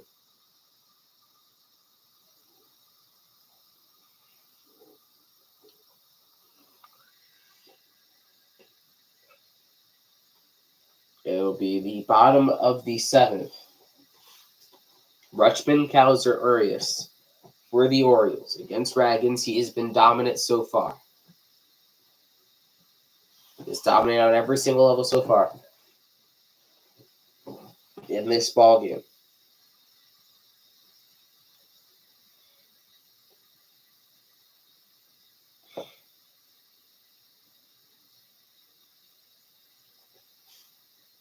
Mets and Brewers underway in their game. Bottom of the 1st, no score.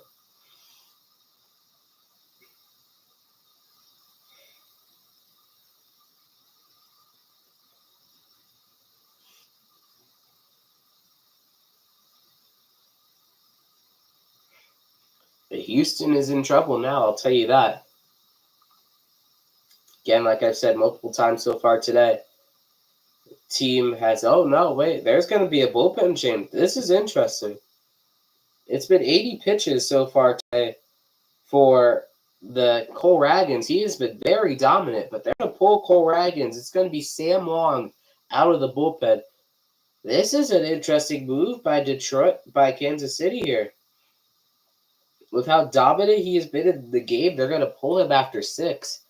Maybe they're trying to replicate what Skubal did and the Tigers did, but what are you pulling him for? It's a wild card.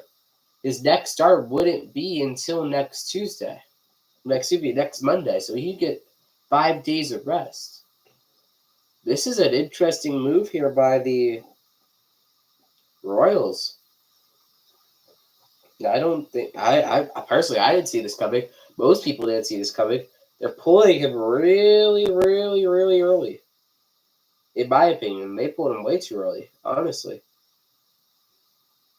Sam Long taking over. He's the lefty. Bryce Terang with a leadoff double for Milwaukee. They're trying to make it their year. They're still very, very surprised that they're pulling it. They pulled him really, really early. Personally, I'm caught off guard by that, honestly.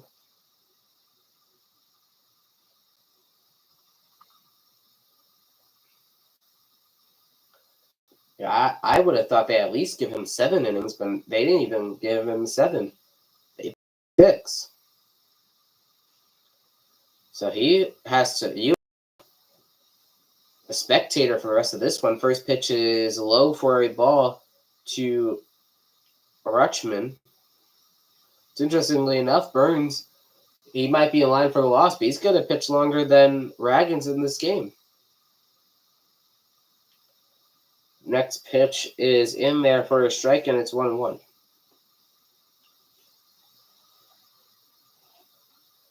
The pitch to Rutschman is outside.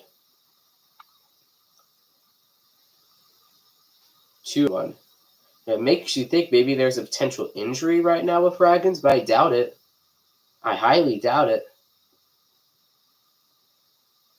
High for another ball. 3-1. This decision might come back to really, really, really hurt them. The Mets are now losing. It's a base hit. Brewers have taken the lead in their game very early. 3 straight hits, and it's 1-0 very early in their game. The 3-1 pitch from long to Rutschman is high. He swings at a 3-1.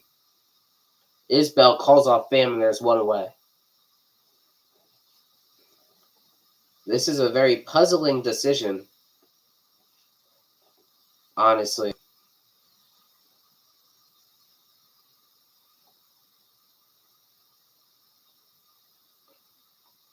Deciding to not give Raggins a 7th inning of work. This is something that will be talked about if they lose. First pitch from long to Cowser is outside for a ball, and it's 1-0. And it fits this as well. I'm still shocked of why they pulled Cole Raggins. I understand they want to line up their hitters and pitchers. There's another pop-up here. Long might be proving all the doubters wrong. Isbell under that one. There's 2 away.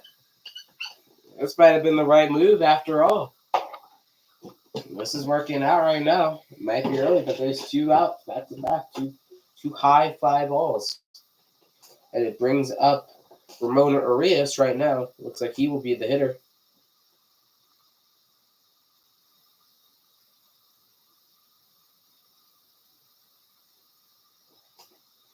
First pitch to Arias is low for a ball. And it's 1-0.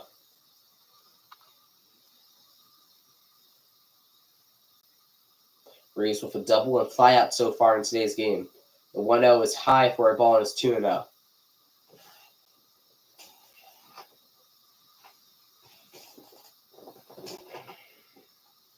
Severino struggling for the Mets so far.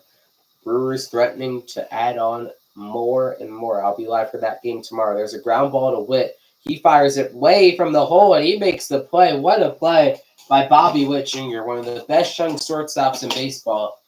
And the Orioles are down to their final 6 outs of this one. An impressive outing by Sam Long. It was questioned why they were bringing him in. But there's no more questions to be asked. A 1-2-3 inning as we go to the top of the 8th inning in Baltimore. And this 1-0 ball game. And I'll be live tomorrow for the Brewers game. Should be a good matchup in that one. Let's see what happens in their game right now. They're playing as we speak. Big 3-2 pitch here to Garrett Mitchell. Swing on a miss, strike 3. It'll bring up Willie Adames, another big free agent this year. He'll be in the market. Should be getting a ton of money on the market this year. He's having a great season.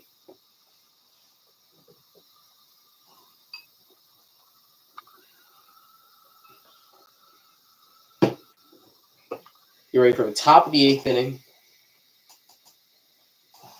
The Melendez, Pham, and Isbell.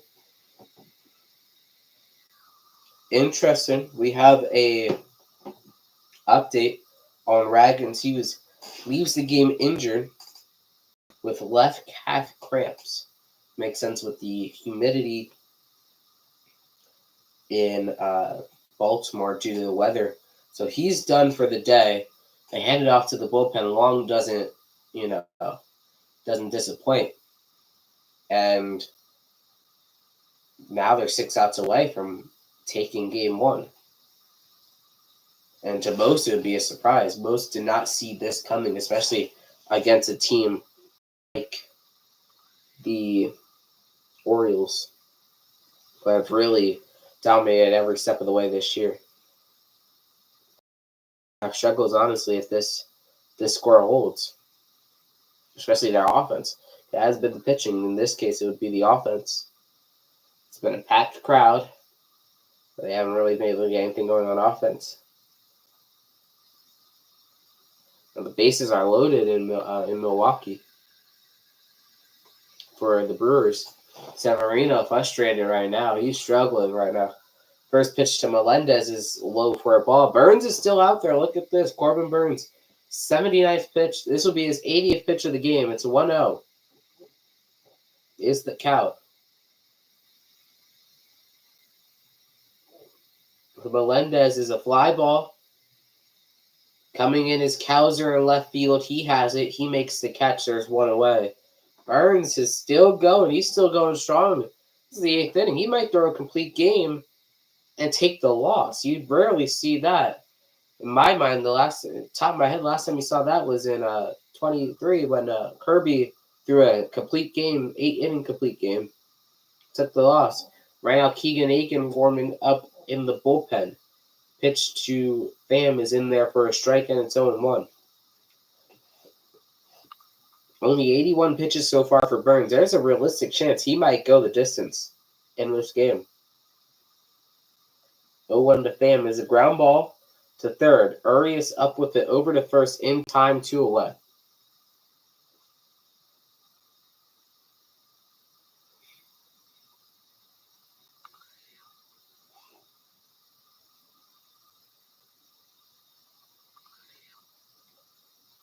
The bullpen has really let down the Orioles in this month of September. 5.31 ERA for the bullpen. Corbin Burns has had a 1.20 ERA in September. Well, in September. First pitch to Isbell is lined. Caught by Mountcastle. 8 beautiful innings by Corbin Burns. He's going to get a loud ovation as he walks off the field. Could be the last time in an Orioles uniform. We go to the bottom of the inning. Orioles offense has to do something, or their season is going to be on the line starting tomorrow. And they just hit Rhys Hoskins with a pitch. The Mets just hit former Philly Rhys Hoskins. He's not going to like that, but it brings in a run, and it's now 2-0 Milwaukee in that game. Mets have done better under pressure, though, this year. I'll put it like that. When the odds are stacked against them, they've showed up and performed. And that's how they even got to the situation. So if you're a Mets fan, I wouldn't be worried. As we get ready here for the bottom of the 8th inning. It's a big inning here.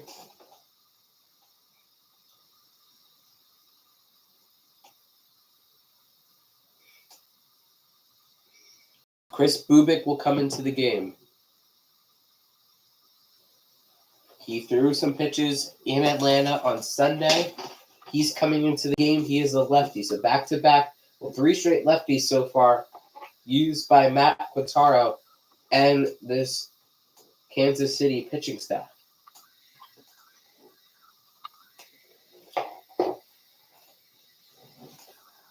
And this might be a strategy that might be working out to perfection here. It'll be Bubic. Bubic will come in. Former starter, now excelled as a reliever.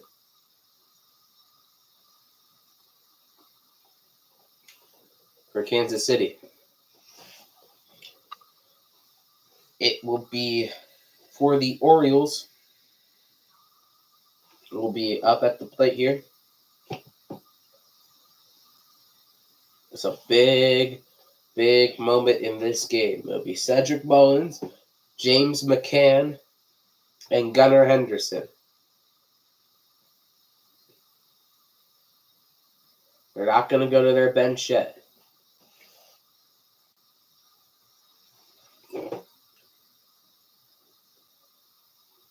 Bubic, the lefty, getting ready. A 2.67 ERA in 26 games. Had a walk rate of 4, which is lower than the MLB average, with 30 innings. It's a big moment here in this game. Winner goes on to take on the Yankees. They have to win one more, either tomorrow or Thursday. The first pitch from Bubic. Mullins tries to pull a bunt down, pulls it back. It's a ball in the dirt. It's 1-0.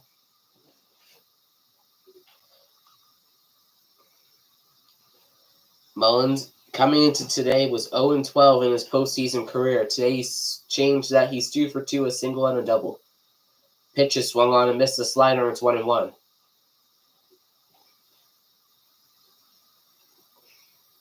For a second, it might look like he was going to bomb that pitch.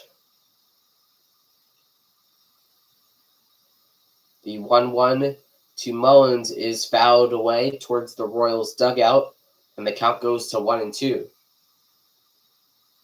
Unsure if it will be Burns finishing the 9th inning for the Orioles, even though they are down 1-0. He might finish it.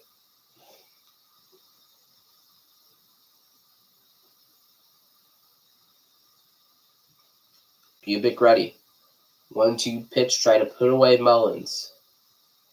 The pitch is fouled away into the seats again. And it remains 1-2. Kansas City, according to ESPN, now has a 62% chance to win this game.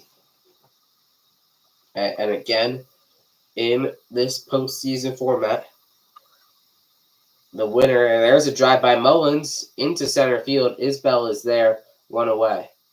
In this format, whoever wins game one has won the series,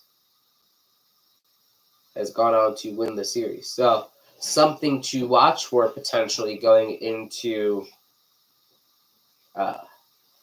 going through this season. Well, going through these couple games here. Milwaukee already up on the Mets. The Padres and Braves play later, and we're gonna have a pinch hitter here. It's gonna be Emmanuel Rivera. He's gonna pinch hit for James McCann, which is an interesting move because that means McCann is the catcher. So they're pinch hitting for the catcher, and that means they're gonna lose their DH spot. There's a chance that the DH spot might come up in this upcoming inning. They could always go for a guy off the bat, but they've lost their DH spot most likely. That means Rutschman's going to have to go to catcher. So right now it's going to be Emmanuel Rivera, 238 hitter. Was with the Arizona Diamondbacks last year, won the National League pennant when they played the Phillies.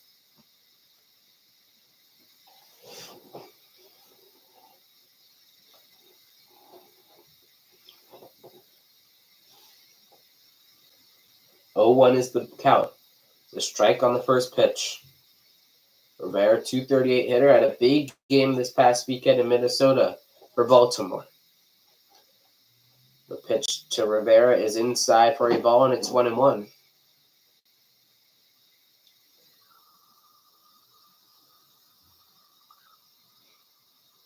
The 1-1 from Bubick to Rivera is grounded foul down the third base line, and the count remains 1-2.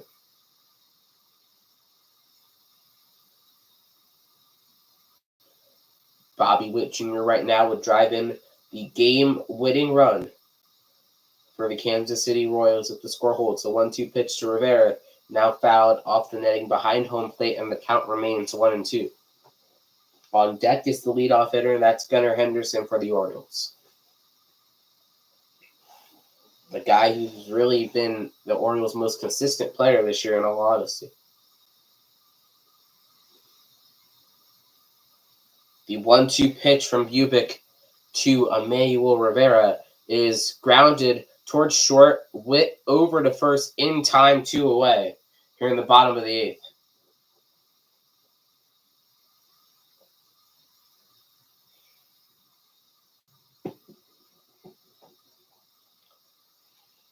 And I'll be live tomorrow for the Mets Brewers. Make sure to check that out. While you're here, make sure to like and subscribe. As we get ready, it's Gunnar Henderson here. Big at-bat in this game. The first pitch. Outside for a ball. It's 1-0. Borderline pitch right there by Bubick. He's thrown 11 so far. This will be number 12. He gets ready. Henderson in the box. Waggles his bat like he always does. Will take his stride and swings. And I think that it looks like he fouled that pitch. As it was bounced really early, he swung at a pitch way in front of the plate. It dinked off of Perez's, looked like shin guard, went towards the Orioles dugout. So either way, it is a strike, and it's now 1-1. Henderson 0 for 3 today with a strikeout. Looking to come through and extend the inning for Baltimore. Fastball is fouled away, and the count goes 1-2. 13 pitches for Bubick. This will be pitch number 14. And this could be one of the biggest pitches of this game. The 1-2 pitch from Bubick to Henderson is outside for a ball, and the count goes to 2-2.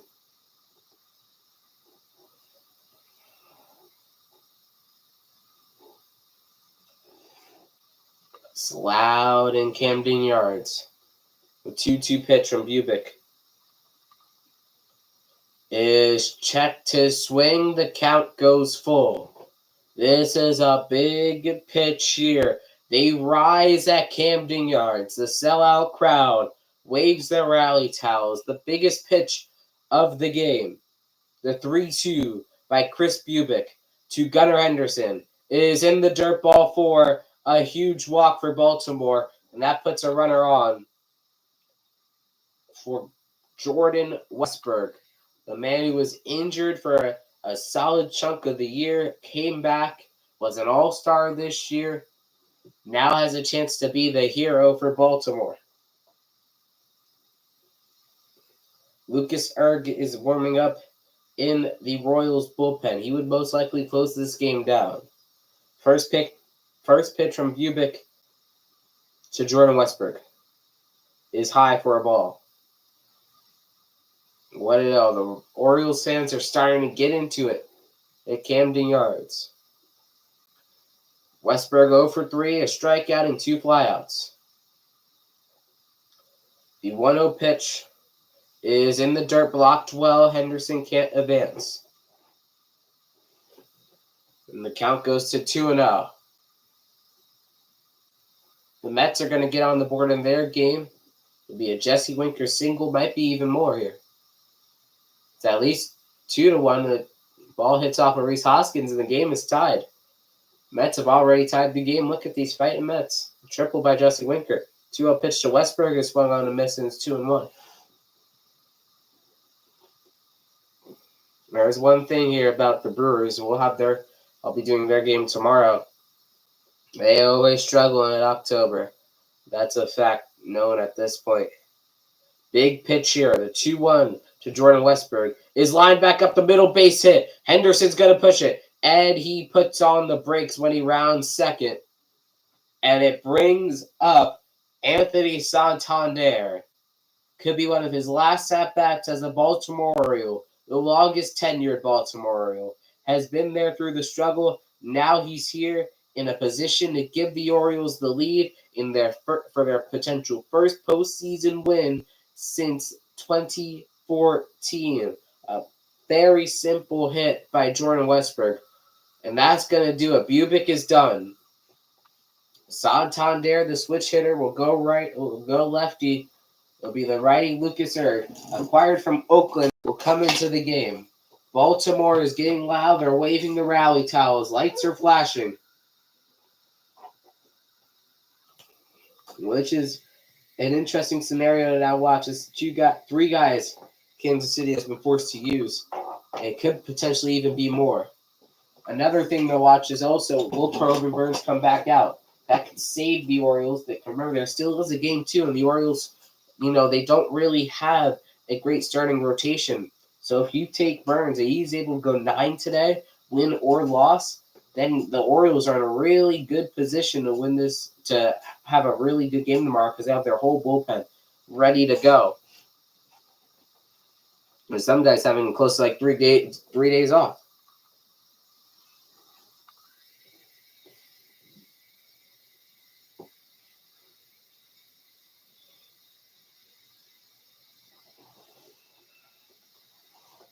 It's a big, big moment here. Lucas Erg coming into the game for the Royals. It's a 1-0 score. Neither team has done much on offense. All it has been is an RBI single by Bobby Witt Jr. to drive in Maikel Garcia. That's all so far. It's a fly ball to center field, and the Mets are going to take the lead. It's 3-2 New York. It's a sacrifice fly, and it was 2-0 early. It looked very grim for the Mets, and it's now 3-2 New York. Jesse Winker scores on the sacrifice fly. Here we go. Santander is ready. The first pitch from Erg to Santander is inside for a ball. It's 1-0. 99 miles an hour on the fastball. Santander 0 for 3 today. 44 home runs, led the Orioles. 102 RBIs on the season, led the Orioles. The 1-0 pitch is grounded in play towards short. Witt over to first in time. The Royals escape the jam. Needed 2 pitches, and the Royals remain on the 9th inning. A huge out by Luke. 9th inning. A big, big play by the Orioles. The Royals. And we go to the top of the 9th inning in a 1-run game. This is as nail-biting as you could get. Game 1 of the playoffs. And it looks like in Milwaukee, they already have guys warming up in the bullpen. Peralta struggled here. He's only 42 pitches through 4 outs. It's 3-2 Mets. They have guys getting ready in the pen.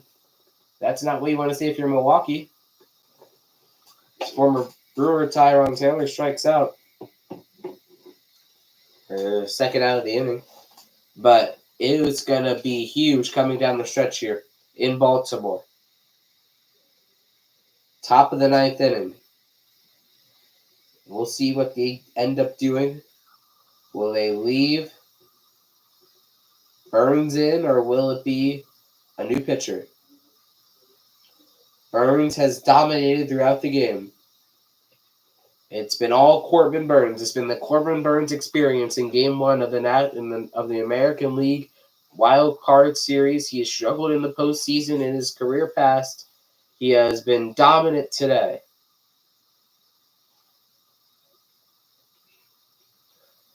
It looks like Burns is going to remain in. He's going to come in as the quote-unquote 9th hole hitter due to Emmanuel Rivera hitting. So Burns will now be batting 9th if we get that far. He's going to finish this game. He's at 83 pitches. Like I said earlier, it's a situation where you get a run, and that could be the difference in this game. And it looks like right now that's what the case will be.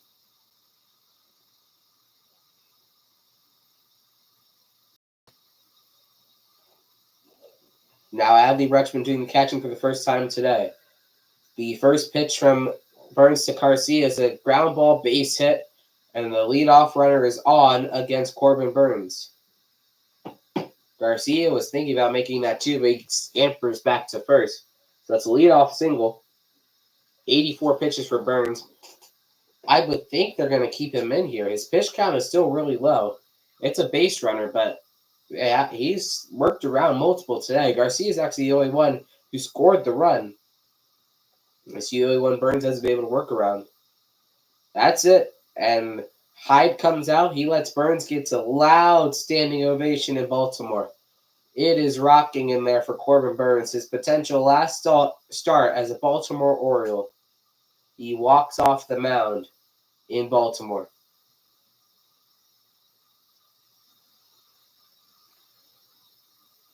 So there will be a new pitcher in the game. It'll be Keegan Aiken. He warmed up earlier. Actually ended up leading the Orioles in a couple statistical categories in FIP, which is fielding independent pitching, which is pitching not based off the defense, and WHIP, which is walks and hits per innings pitched. He led the Orioles in both of those categories. Used to be a starter when he was a prospect. Orioles transitioned him to a relief pitcher. He was honestly down the stretch the Orioles' most dependable relief pitcher. Obviously, they have Craig Kimbrell from the Phillies earlier this year. He was absolutely terrible. Then they traded for Sergio Dominguez from the Phillies. He was pretty bad too, and they've moved him out of the safe spot.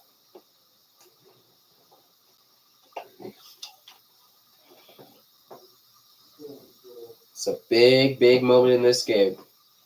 Right now, Seth Lugo will get the start tomorrow for Kansas City. TBD for the Orioles, but would most likely, I would think, be Zach Eflin tomorrow for Baltimore. The former Philadelphia Philly has pitched in the postseason before, pitched for Tampa Bay last year in Game 1 of that series, pitched out of relief for the Phillies back in 2022, was their quote-unquote closer last year. Will most likely start tomorrow. One of the better young, underrated, honestly, pitchers in a whole Major League Baseball. He's had a great year in Baltimore and Tampa. Split time there. We are nearing the biggest pitches of this game. Keegan Aiken will be coming out of the Orioles bullpen. Raggins got injured early. The Orioles bullpen shut it down. Massey first pitch swinging, pops it up, slams his bat. Westberg makes the catchers one away here in the top of the ninth. It brings up Bobby Witt Jr. Hit that gave Kansas City the lead. Burns' 8 innings pitched is the longest start by an Orioles pitcher since 1977. 1997. Keegan Aiken at 3.32 ERA in 78 innings. The pitch to Witt is in there for a strike and it's 0-1. A slider at 88 miles an hour. For the Orioles in the bottom of the ninth inning, it will be Ryan Mountcastle, Adley Rutschman, and Colton Cowser. Witt fouls that one away. It's 0-2. None of them have had a hit yet in this ball game. They've all had a really tough going at the plate. The 1-0-2 pitch from Aiken to Bobby Witt Jr. is fouled off again.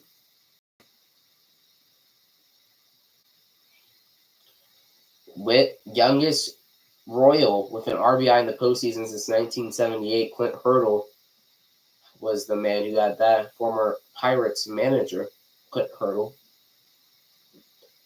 Pitches inside to Witt, backs him off the plate a little bit. Witt's 1 for 3 today, had the big moment in this game, which was the RBI single, which gave Kansas City the 1-0 lead. It's the only run so far. Right now would be the winning run of this ball game, if all scores hold.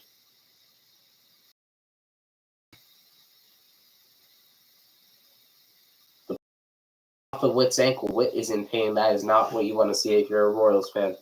He's going to walk it off and be fine, but you don't want to see him in pain. Your star franchise player. You want to make sure he's protected at all costs. That's the only run of the game so far. The only hit of the game, only RBI of the game so far. It's been a pitcher's duel to the finest here. One of the best pitcher's duel in postseason recent memory, if not history, happening right now. Aiken ready. Runner on first is Garcia. The 1-2 pitch is hit towards right field. Back is Santander. He plays it in front of the track 2 away. A really hard hit ball there by Bobby Witt Jr., but it won't matter. Santander is able to play it cleanly, and there's 2 away here in the top of the ninth. And it will bring up Vinny Pasquantino, the designated hitter today.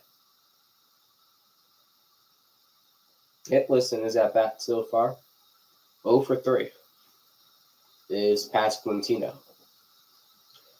Aiken looks over at first, delivers the pitch is high, forcing fastball 95 miles an hour for a ball, and it's 1-0. Get Rutschman now at catcher. This would be 4, 5, and 6 for the Orioles in the bottom of the ninth, most likely against Lucas Erg as he goes for a 4-out save. The 1-0 pitch is not a pitch, it's a pickoff. Move to first, no even tag attempt. Garcia was back quickly and in time. 1-0 is the count. Pasquantino in the box is ready. Aiken checks over at first. The pitch is outside and it's 2-0. A slider 86 miles an hour. This postseason game has flown by so far. Quick innings. They're in the 5th inning with about an hour passed in the game.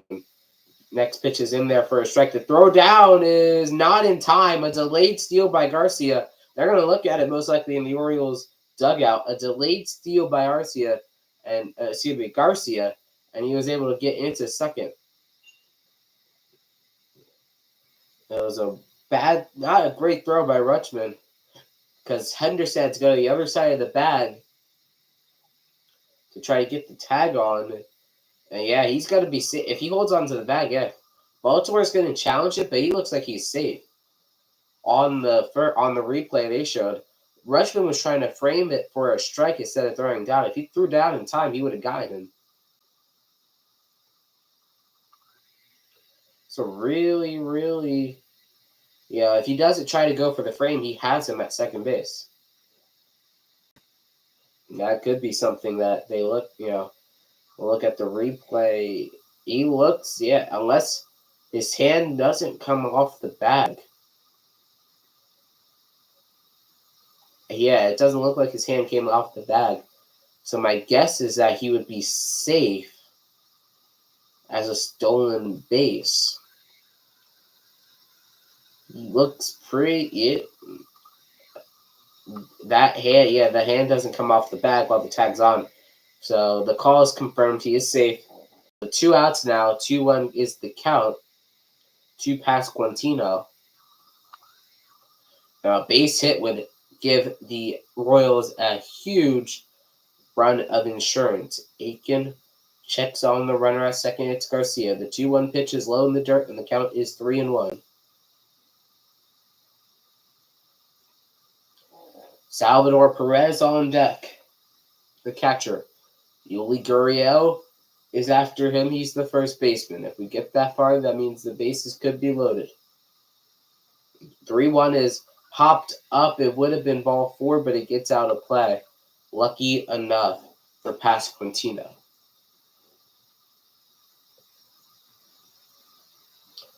Would have been ball 4. It would have put 2 runners on for Perez. But now the count is full. Oriole fans getting loud. Lefty-lefty matchup. Aiken takes a step off. It's like Lucas Eric will be the pitcher for Kansas City in the bottom of the 9th inning. The 3-2 pitch from Aiken to Pasquantino is low for ball 4. Now there's 2 runners on for Salvador Perez with 2 outs here in the 9th inning.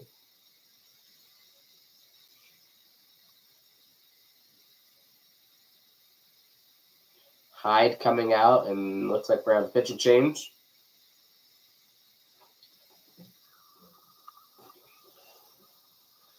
Aiken came in relief of Burns, and there's still a runner on. He just can't finish the inning. There'll be another relief pitcher into the game.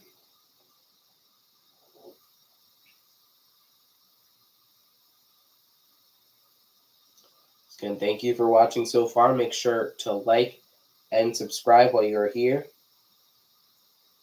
Been a great game so far. We'll be back for another game. Not tonight. We'll be back tomorrow. Great game. It should be a good one.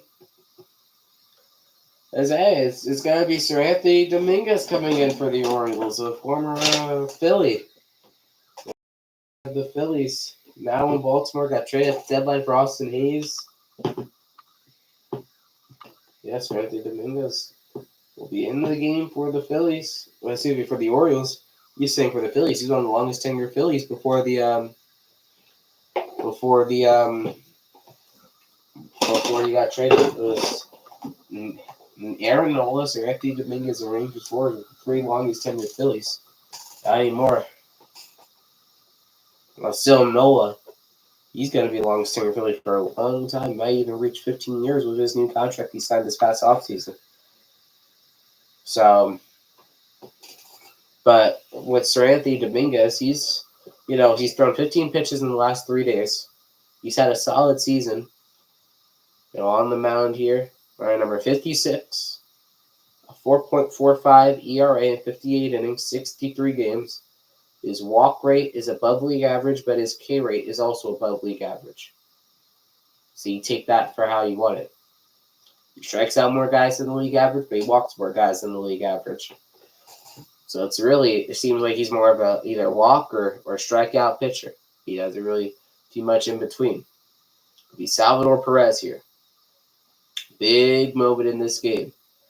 Runners on first and second. The first pitch to Perez is lined down the right field line, foul. And the count goes 0-1. Perez with a single. He's 1 for 3 today. 27 home runs on the regular season. Garcia takes his lead off his second. past Quintino on first. The pitch is grounded back towards Rutschman. Looked like it hit him. That's a foul ball. Be 0-2. Big pitch here. A big pitch, a 3-pitch strikeout per Trianthi would be big to get this Orioles offense up. Again, it'll be Mountcastle, Rutschman, and Cowser up for the Orioles here in the bottom of the 9th inning. Right now, Cole Raggins would be in line for the victory. Corbin Burns, even though his great performance, would be in line for the loss here in Game 1. Sir Anthony Dominguez is ready. Set. The 0-2 pitch to Perez is swung on and missed. Strike 3 and the inning is over. Here we go, folks. We're coming in for a crash landing. Bottom of the 9th. It will be Mountcastle, Rutschman, and Cowser for the Orioles. Game 1 on the line. Game 2 tomorrow. Right now, Seth Lugo against TBD. Most likely that pitcher will be former Philadelphia Philly Zach Eflin. It's a big moment in this game here.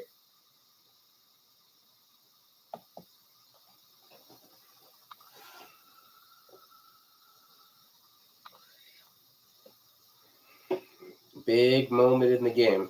And while you're here, make sure to like and subscribe.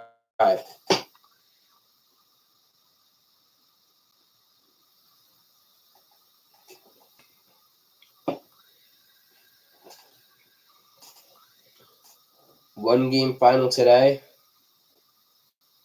was the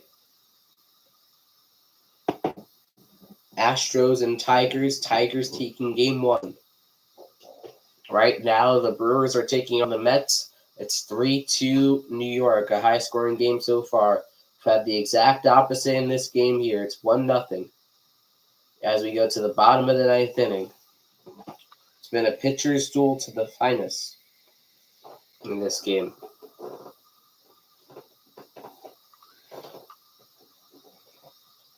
Again, it'll be Lucas Eric against Ryan Mountcastle, Adley Rutschman, and Colton Cowser. A substitution for the Royals. Garrett Hampson will replace MJ Melendez, so he'll go into right field.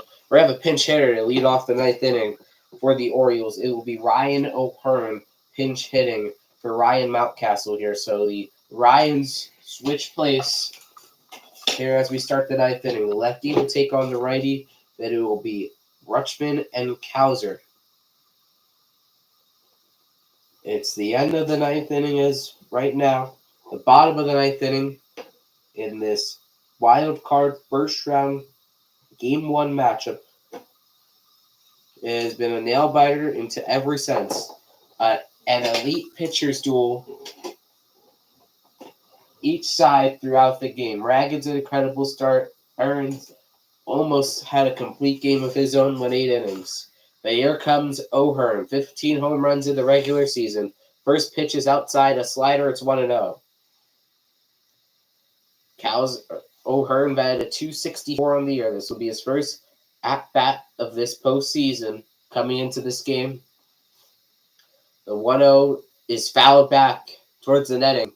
Scares a couple people in the front row, but it's 1-1. On deck is Adley Rutschman. He's the catcher. After him is Gunnar, Colton Cowser. The 1-1 pitch from is outside, and it is 2-1. The crowd is into it. They've been into it all day. They're into it even more now with what's on the line. Game 1. O'Hearn, the 2-1 pitch is inside, and it's 3-1. On deck is Adley Rutschman. Camera is shaking at Camden Yards. That's how loud it is. Everyone is on their feet. Doesn't matter what jersey or jacket they're wearing. Orioles or Royals. Swing and a miss by O'Hearn, and the count runs full. This would feel really good for Ryan O'Hearn against his former team, the Kansas City Royals, to have a chance to at least tie this game against them. Erg doesn't want for this to happen. 3-2. And it is ball four. That's been a strike all day. It's now ball four. The leadoff runner is on. The leadoff hitter is on for the Orioles. And it'll bring up Adley Rutschman. A borderline pitch. Good framing by Perez. Won't matter. It's a borderline pitch inside ball four. And the runner on will be O'Hearn. And it will bring up Rutschman. 1 on, no. Rutschman really started this new era of Orioles baseball. Outside for a ball, it's 1-0. Round pick, first overall pick out of Oregon State. Looking to be the hero in game one. Get the Orioles their first postseason win in 10 years. Pitches outside for a ball. 2-0. Orioles looking for a hero. They've been looking all day. Lucas Eric has not allowed a home run in 39 innings. The last time he allowed a home run was June 12th when he was pitching for Oakland. Now he steps off. Perez is going to take a mound visit. 2-0. The crowd is loud in Baltimore. Baltimore's been looking for a hero all day. The hero on the pitching side has been Corbin Burns. They need a hero on the hitting side. Will that be Adley Rutschman? He was deemed as the future of this Orioles franchise. He's been an all-star twice. Now looking to cement a historic Game 1 in Baltimore. Kansas City looking to survive. And there's a strike. 2-1. Kansas City looking to survive and steal Game 1 on the road. Orioles looking to defend home field advantage and take Game 1 of this best-of-3. Game 2 is tomorrow. The 2-1 pitch to Rutschman is fouled back, and the count is 2-2. It's even. O'Hearn is on first. On deck is Colton Cowser. Some people think he is the American League Rookie of the Year this year. Erg has gone with 3 fastballs and a changeup. The 2-2 to Rutschman is chopped down the line, foul. And we'll do it again. It'll be another 2-2. It's the biggest moments of this game. Dragons went 6 strong, dominant innings. Leaves due to muscle cramps, but the Kansas City bullpen has picked up where he's left off. The 2-2 to Rutschman is called strike 3 low. Whew. That could have been a ball. It's a strike, and there's 1 away. Rutschman's not happy about it. It's a strikeout looking, 1 out away, and a huge out for Kansas City here in the bottom of the 9th inning. A borderline pitch, a great frame job by Perez. They give it to the Royals, and it's 1 out here in the bottom of the 9th.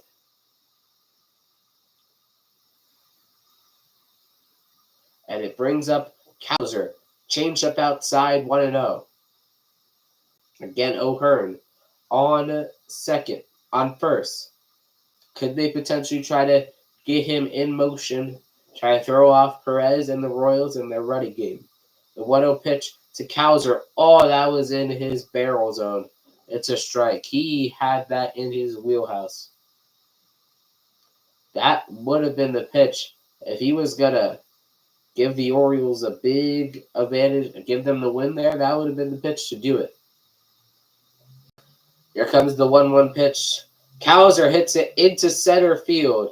It's weak. Isbell is there. There's 2 away. The Kansas City Royals are 1 out away from shocking the world and taking Game 1 from the Baltimore Orioles.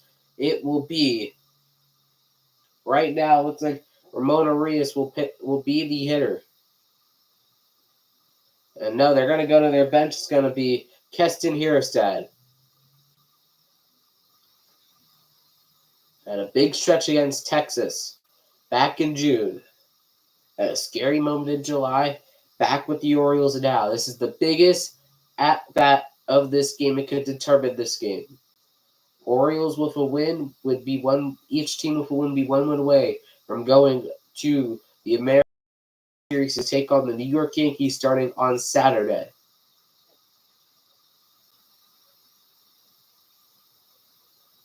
In this best-of-3 series in the MLB postseason, the winner of Game 1 has won the series 14 out of 16 times, so 88% of the time. The winner of Game 1 has gone on to win the series. The only 2 times happened in 2020.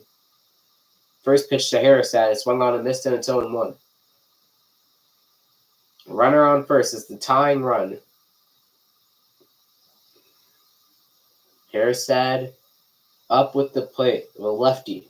On deck would be Cedric Mullins. The pitch is fouled back, and they're down to their final strike here in Game 1. Kjerstad was a .253 hitter on the season. Kansas City looking to pick up where they left off. They won Game 5 of the World Series in New York. That was back in 2015. This is now 2024. The 0-2 pitch from Lucas Erg to Keston Kjerstad is a ground ball over to third foul. They look to pick it up and try to shock the world, just like they did back in 2014 as the 4th-seeded wildcard team. A great game against the Oakland Athletics to go to the second round where they upset the high seed Angels. They beat the Orioles. They went to the World Series. They lost in 7, but it set the table up for 2015 where it could lead up and set up for now. Could be the same situation. A low-scoring thriller of a game in Game 1 of the Wild Card Series. The Royals and the Orioles, it's 1-0. The 0-2 pitch from Lucas Erg to Kjerstad is in the dirt. Slider at 87. 1-2 is the count. 21 pitches for Erg. He finished off the inning last inning, but now he's had to work through some things this inning, but he's been able to do it. Perez gives him the pitch calm. The 1-2 pitch is a ground ball foul. Looks like Perez got something in his eye right there. He wipes it out. Kjerstad is ready. It'll be a 1-2 pitch. Every fan who's able to is up off their bums and on their feet. The 1-2 pitch is swung on and missed, and the Kansas City Royals go into Baltimore and take Game 1 of the 3-game series. A huge win for Baltimore, led by Cole Raggins and their bullpen. They only needed 1 run, and they only needed 5 hits. And the Kansas City Royals are now 1 win away from going to the American League Division Series. The AL Central represents today. The Tigers beat the Astros. The Royals beat the Orioles. And they are both 1 win away from going to the American League Division Series. Witt drove in Garcia, the left side of the infield for Kansas City. That's all they needed today. It's 1-0. Raggins an incredible game. The bullpen comes in and shoves. It's a shutout in Game 1. The only team to be a shutout so far this postseason, only in 2 games. Well, that'll be 3 games because neither the Mets or the Brewers will get shut out. So now they have to look to rally. The Orioles will in Game 2. But thank you for watching this stream. Make sure to like and subscribe while you're here. There will be a breakdown of this game and every game after the final of the Braves and Padres. And then I will be live tomorrow for the Mets Brewers Game 2. So make sure to like and subscribe. Stay tuned for updates on that. Thank you for watching, and I'll see you in the next stream.